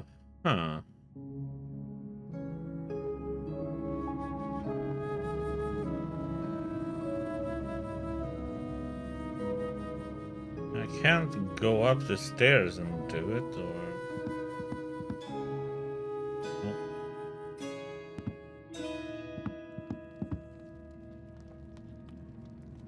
Can't take a chair.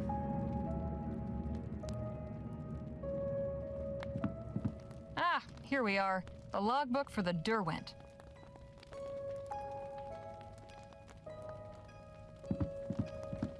We're in the middle of the desert, but it feels like we could be at sea.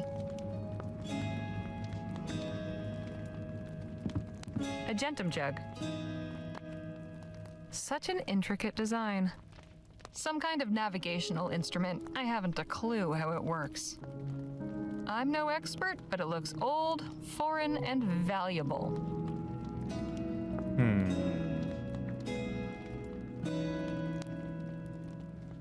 Classical dialogue. Yes, there was nothing there.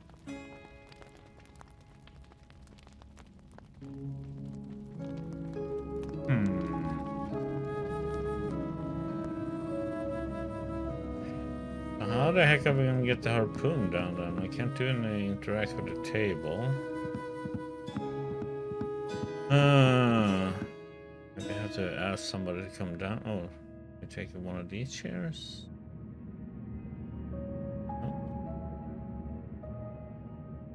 It's empty. For an old sea captain, Boylan's got some rather modern conveniences.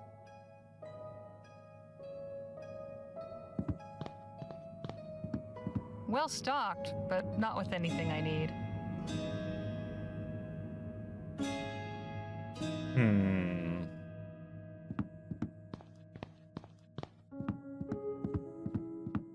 The dinner gong. Can't imagine it gets much use.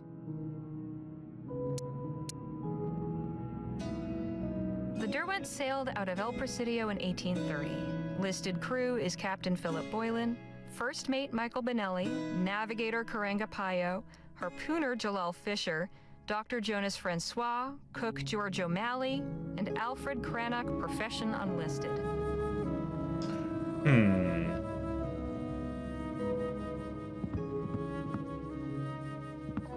Can we do something about this one up here now?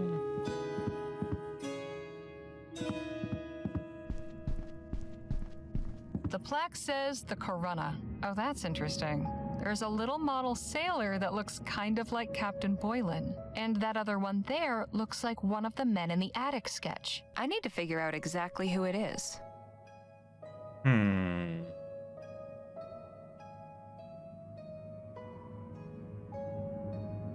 The port of Gascon, if I'm not mistaken. Been years since I've seen it. Let's see, go up and talk to them. But I need a harpoon somehow, though. Imagine bringing down a giant whale with something like that. Can't reach it from down here.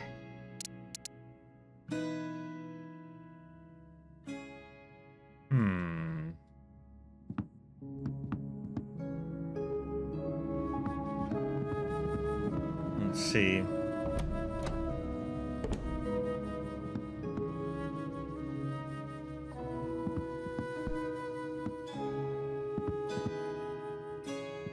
I must admit, this is all very odd. Though I do. There must be a pity the way captain. to get the. Let me know when you found something that might tell us who those fellers in the sketch are.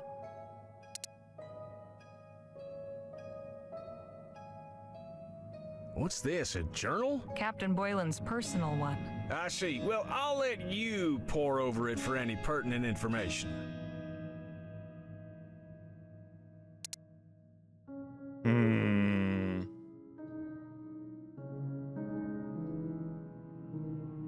Interesting find. I'm sure this information will be pertinent.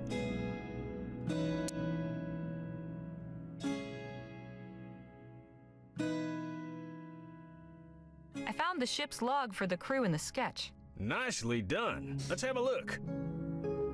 All right, so we've got a first mate, navigator, harpooner, doctor, cook, and artist. We can probably leave that last one out. Okay, so Danny can be the cook, Nadine the doctor, Phil the harpooner, you can be the navigator, and I'll be the first mate. Oh, don't you think I ought to be the first mate? Does it really matter? Reckon not. Right, now all we need are some props. Props? Sure, for authenticity. Have another look at the sketch. Okay, so we got the hat. Each of the crewmen is either wearing or holding something unique. Jake's right. If we each have the appropriate item, it will increase our chances of convincing we the need a captain that we are harpoon. his former crew. I'd also suggest trying to learn at least one personal detail about each one, just in case. Okay, I'll have a look around. Bring me Oh, I need a spyglass. And let me know when you're ready to begin the performance. This is a lot to keep track of. I'd better make a list.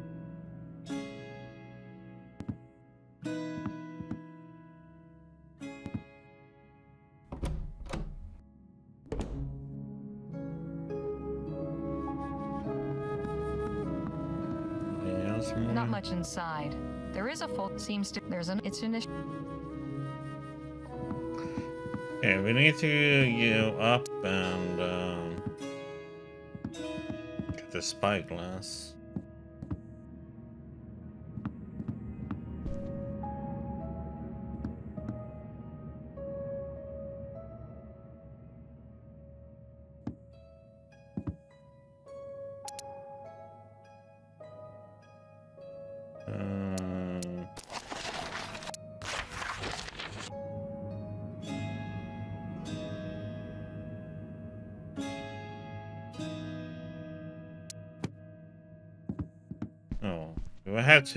I might have to look at that one to get the list. Okay, I still need something to stand on to get up to that one. Is there something down here then I can get? Only place I haven't been at. Or maybe this. Ah!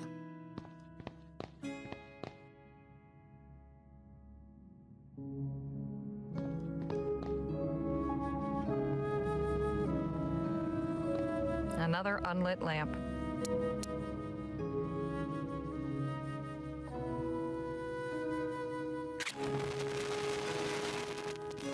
There we are. Enough rum to last a lifetime. Or an evening. An old navigational chart looks awfully familiar.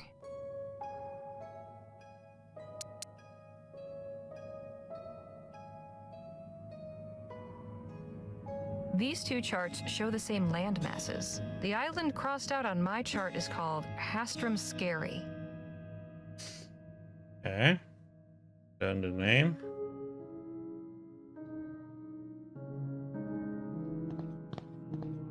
A crate chock full of rum bottles. Probably full of more rum.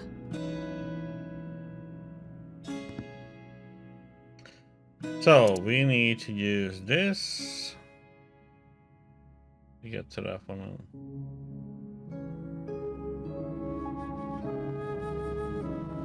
Okay, I need to go and see what else we need.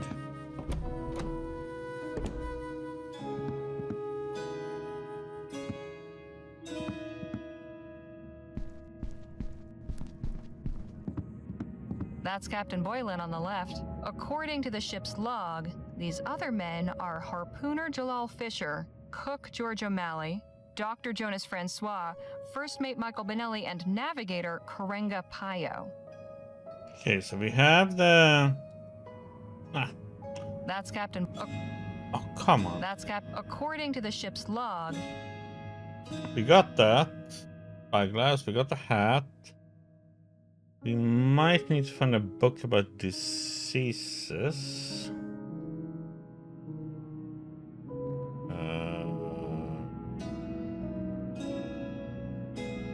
We need that thing that's up hanging above the door.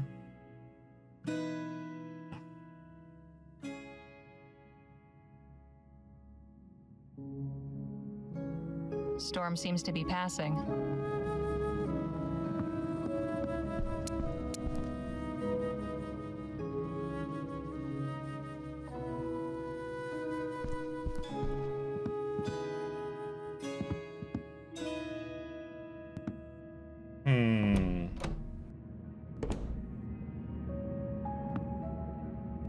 Let's see here.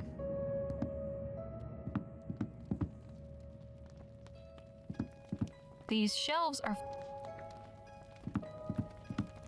nautical adventures, war stories, medieval romances, and frontier tales.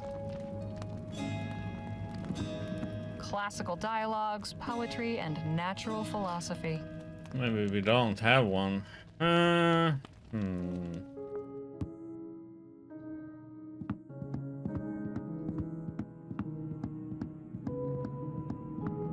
I want to see about that thing about the door there.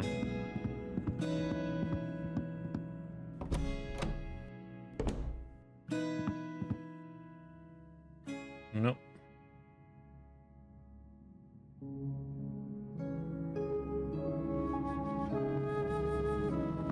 The captain still has some old country pride.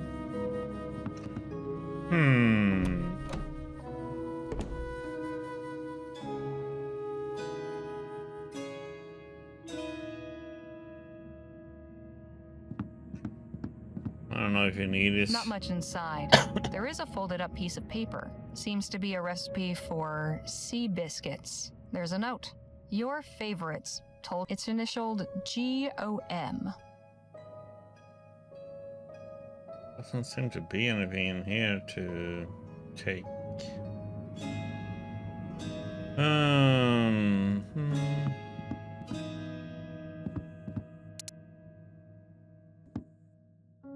Now that we're going through that again, is this gonna be anything more with this, or? The plaque says the Corona. Oh, that's interesting. There's a little model sailor that looks kind of like Captain Boylan, and that looks like First Mate Benelli. They must have been shipmates.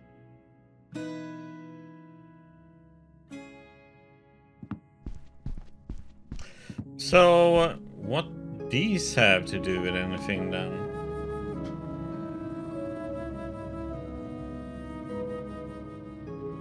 If I'm gonna have that whale, or what else do we need?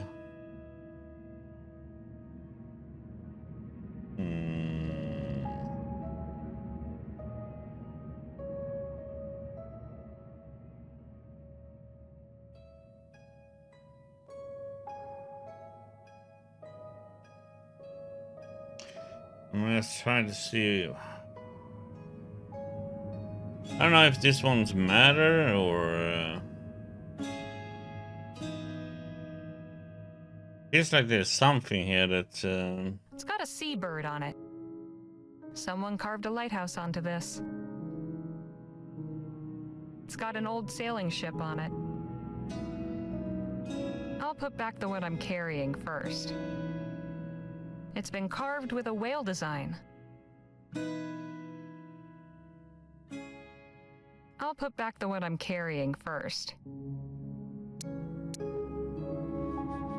I don't know. I don't see what else I can bring.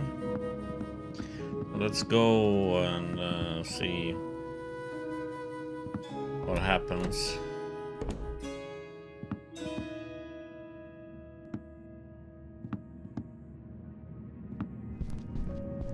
Remember to bring me anything that'll make a good prop. Here's a harpoon for Mr. Fisher. All right, this one's yours, Phil. I do hope this works.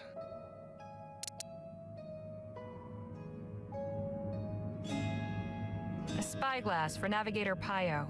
Great.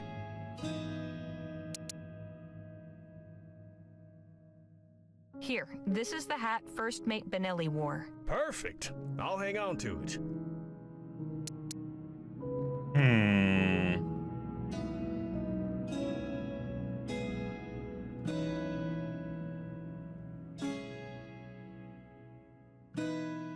We got that, we got that. We got that.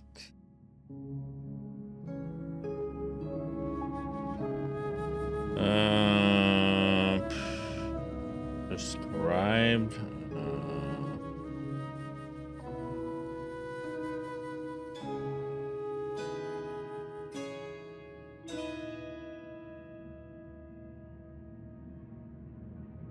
Seems like handy information to know.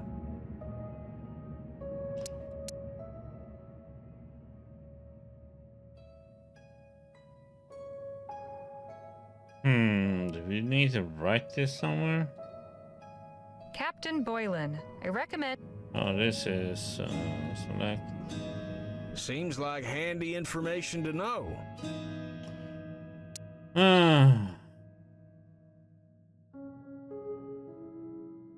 I found this inkwell and quill. Should work for drawing O'Malley's tattoo on Danny. Right. I'll hold on to this thing until it's time. What the heck else is it we're gonna give him then?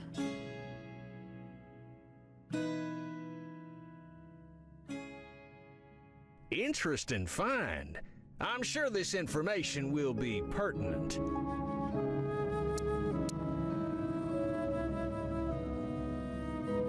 Here's a carved whale tooth for Dr. Francois. This one's you, Miss Redbird. Oh. Nice work, Harley. I think we got all the props we need. Okay. Nice work, Harley. Is everything ready to go? Keep in mind, we'll likely only get one chance at this. I think so. I've found everything I can. Excellent. Let's gather everything together and get started.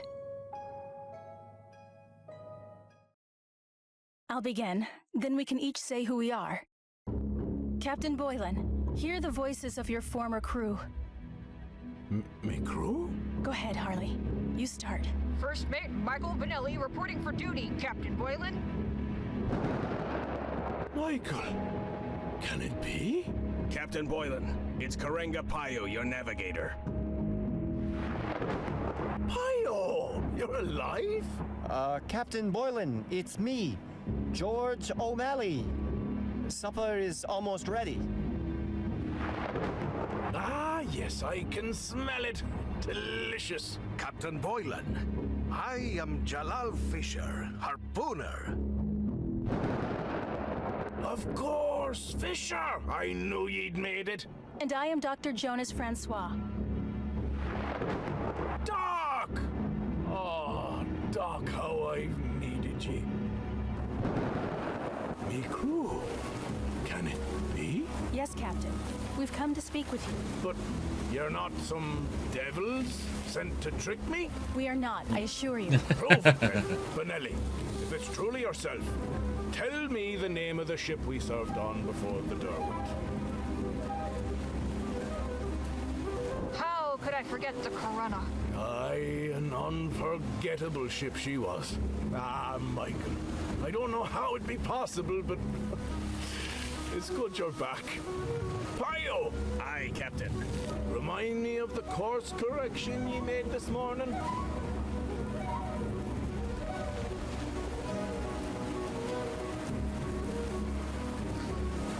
Oh.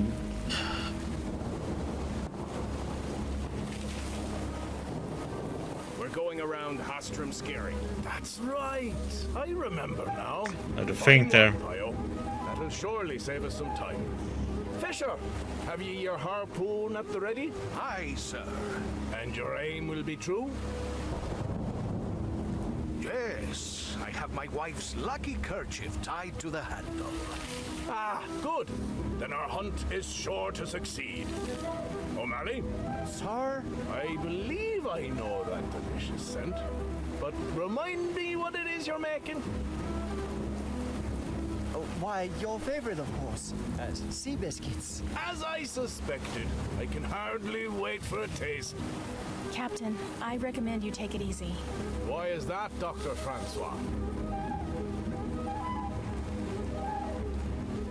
I don't want you to put any stress on your heart. Have you been taking your nitroglycerin tablets? I have. I think I have. I can't believe what I'm seeing and hearing, but y'all are really here. But how can this be?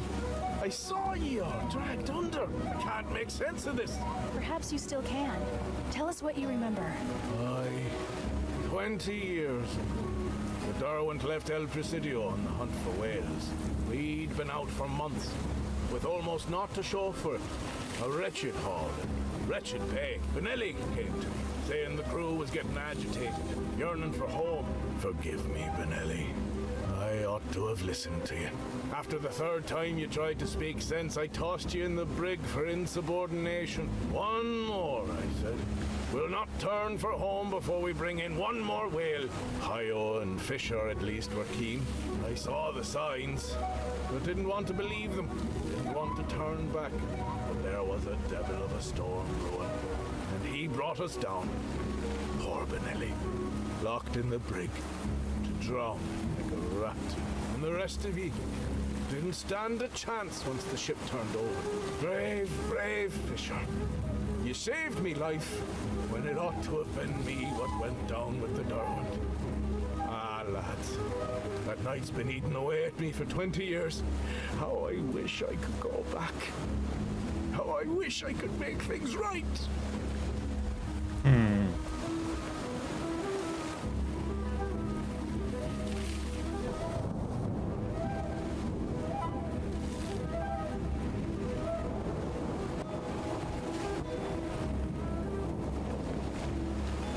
It's all right. We've come to tell you that we forgive you. You do? But I be the reason you're all dead. Did you cause the storm? Of course I didn't. But if I'd listened and turned back, we'd never have been caught in it. Suppose we had turned back and been boarded and murdered by pirates. What's that got to do with anything? Bad things happen. Most of them we can't control. You made a mistake, and it cost the lives of your friends. That doesn't make you a bad person. You were given a second chance. The important thing is to use it. But how? You already are. Not everyone would take in 5 strangers seeking shelter without question. It won't ever stop hurting.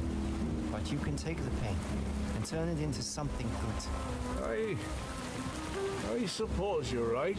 I swear I'll do right by all of ye. Thank ye. You've given me a moment of peace. I hope to God you've found it as well. Oh, I am weary. Think it worked? I hope so. Come, we should get some sleep. And let's refrain from mentioning this to the captain in the morning. Appreciate your hospitality, Captain. Think nothing of it. I hope you all slept well. Very much so. And yourself? Best sleep I've had in years. I'm glad to hear it. Ye said you were headed to El Presidio? That's right. Then I wonder if I might trouble ye for a small favor. I've a letter needs delivering. Could I entrust it to ye? Of course. My thanks. I'd also like to leave ye with a couple of mementos for being so quick to volunteer and help out. Mr. Luo and Miss Redbird, please, take this bottle of Barbadian rum. Perhaps ye might split it between ye. Makes dull work go faster. Thanks. That's very kind. And for you, Miss Leger, this tea caddy. I carved the inlay myself. It's beautiful. Best of luck on your journey. And if ye ever pass this way again, feel free to knock on me door. Thanks, Captain, we will. Our stay at Captain Boylan's farmhouse was anything but dull. I can't say for sure whether we truly helped him for good and all, but he seemed himself again when he saw us off this morning. I do believe he was truly lonely in his self-imposed exile and grateful for even the brief company we offered. After traveling half the day, we've stopped for a brief rest, and Nadine has asked me to accompany her on an excursion into the desert. For what purpose, I shall soon learn. Thank you for accompanying me, Harley. Not a problem. What are we doing exactly? Gathering firewood. There's probably plenty of petrified wood, but we should be able to find some useful scrub. How come you asked me to come with you anyway? You would have preferred I ask someone else? No, just curious. I thought it would be nice to spend some time together. Get a moment to breathe. Big groups aren't my favorite. Yes, I can see your point. Over here looks promising.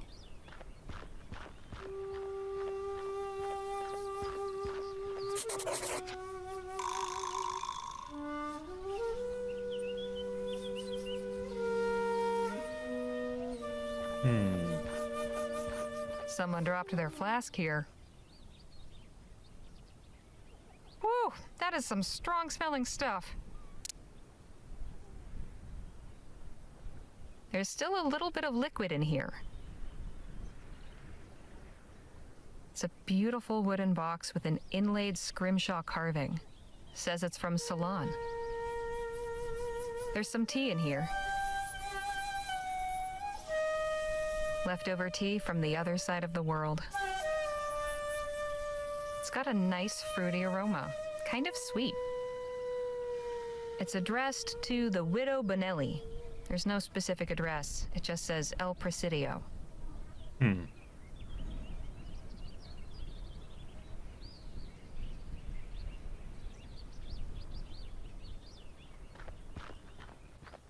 don't know if I dare to take a sip out of that. There, over by that flintstone. That branch is perfect. I'll let you do the honors.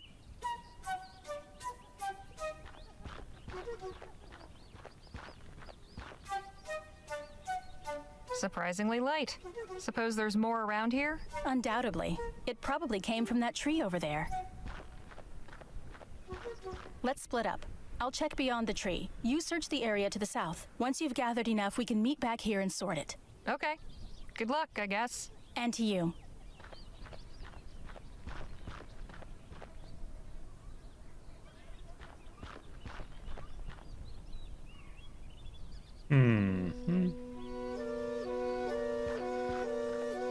Nadine said this was flint.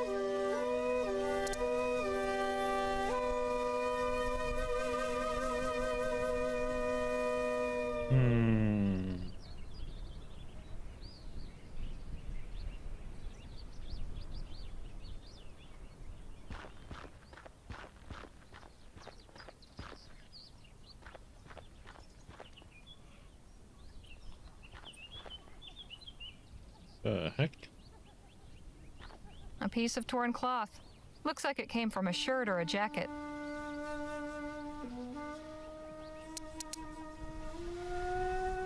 Looks like it came from a shirt or a jacket.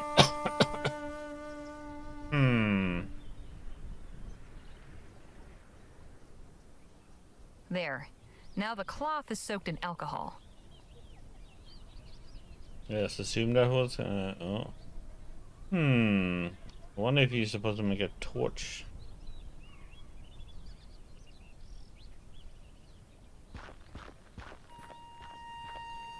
This branch isn't going anywhere without coaxing.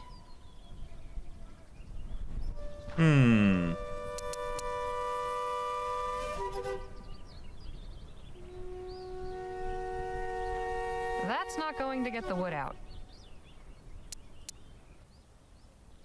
Well, not is any of these going to do. That's not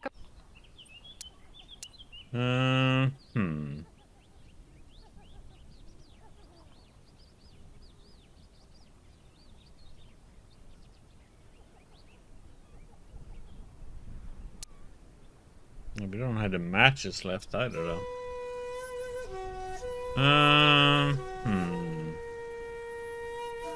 Looks like it came from a shirt. I've soaked it in alcohol. That's not going. You're lacking something. Somebody lost their satchel out here. Not much in here except a rusty knife. But a rusty knife is better than no knife at all.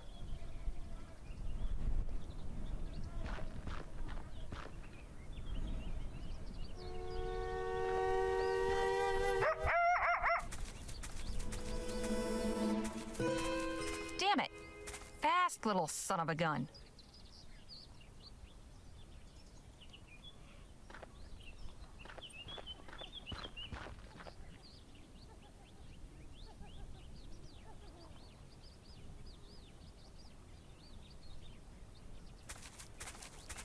Damn it! Where did that varmint get to?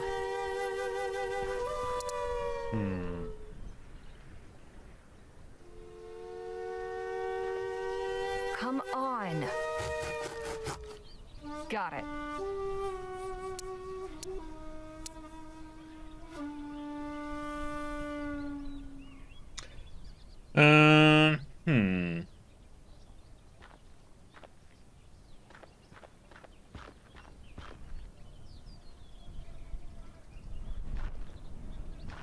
Well, well, look who it is. Smug little bastard. Gotta figure out how to get him to drop that stick.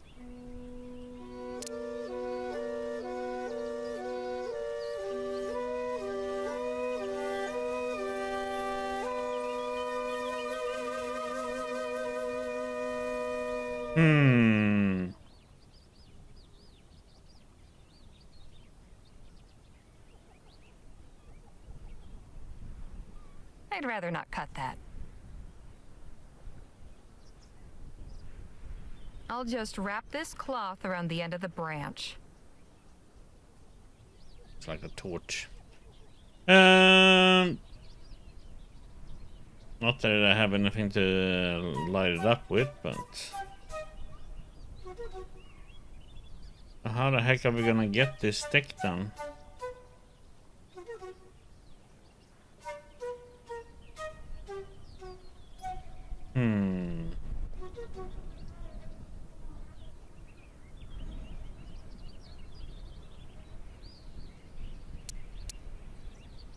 Must be something of this, but I need something, some way to put this on fire because they are afraid of fire, right?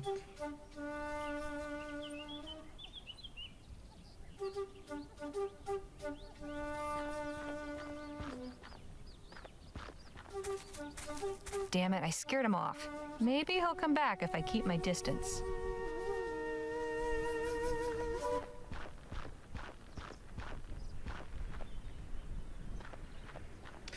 Oh, maybe we can somehow.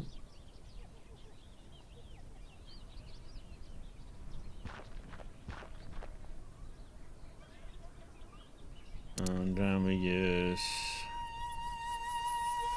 No point laying that by the rock. No point laying that.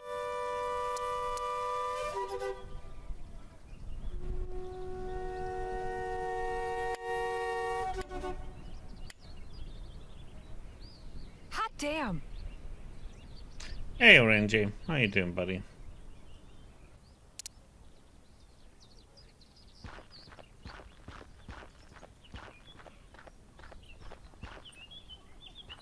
He's back, thank goodness.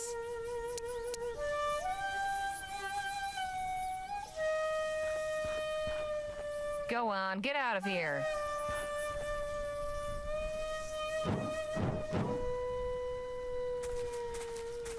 Hey! There we go. Nadine's never going to believe what I went through to get this.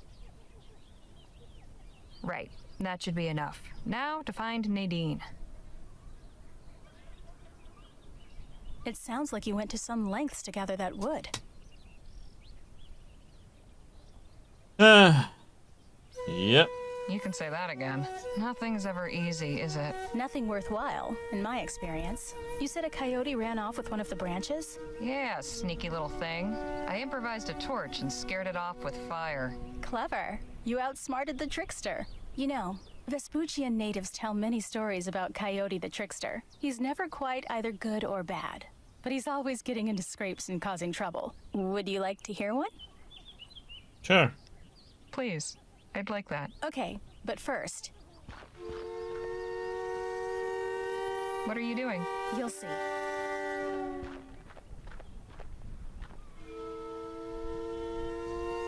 Now then.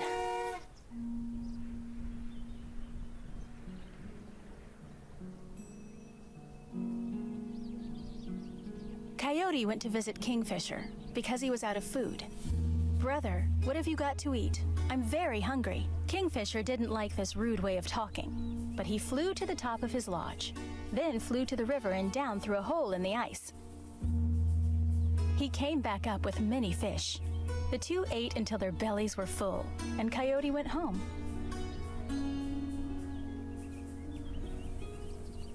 The next day, Coyote climbed up onto the roof of his lodge. "What are you doing up there?" asked his wife. "Why, you know I've done this before. I'm getting food for our supper." Coyote jumped off the roof, down to the river, but he missed the hole and broke his neck and was killed. Okay. Brutal. Kingfisher, who had been nearby, walked over to where Coyote was. He jumped into the river and emerged with many fish. Then he jumped over Coyote 4 times, and Coyote came back to life. "This is my way, not your way," said Kingfisher. "I do not imitate others like you do." He handed Coyote the fish before leaving.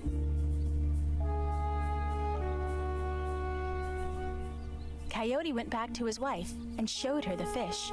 "Look at these big fish. I caught them the way Kingfisher does. Kingfisher is afraid of my power.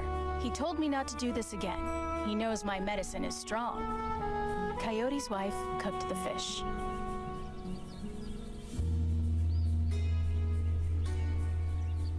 Okay.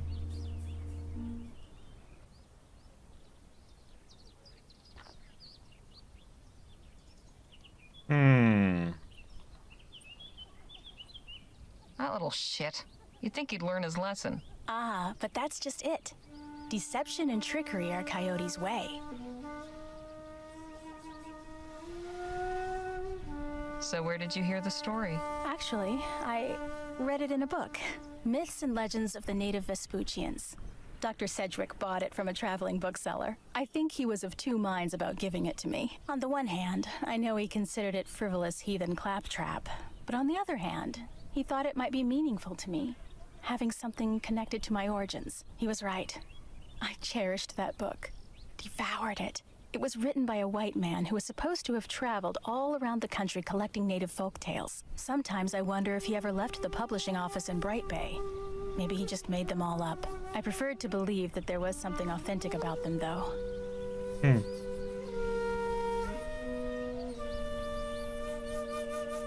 I imagine the writer did a fair bit of massaging to make the stories palatable to the book-buying public. Editors are finicky about what they'll publish.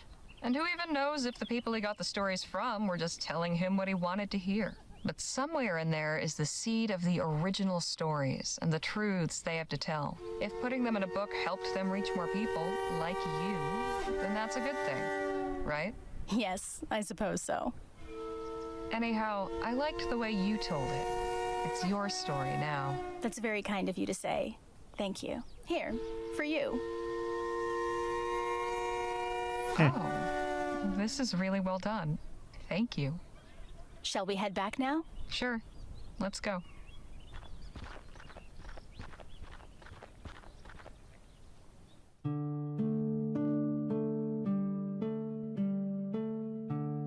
That's a long journey, man. Let us stop. What?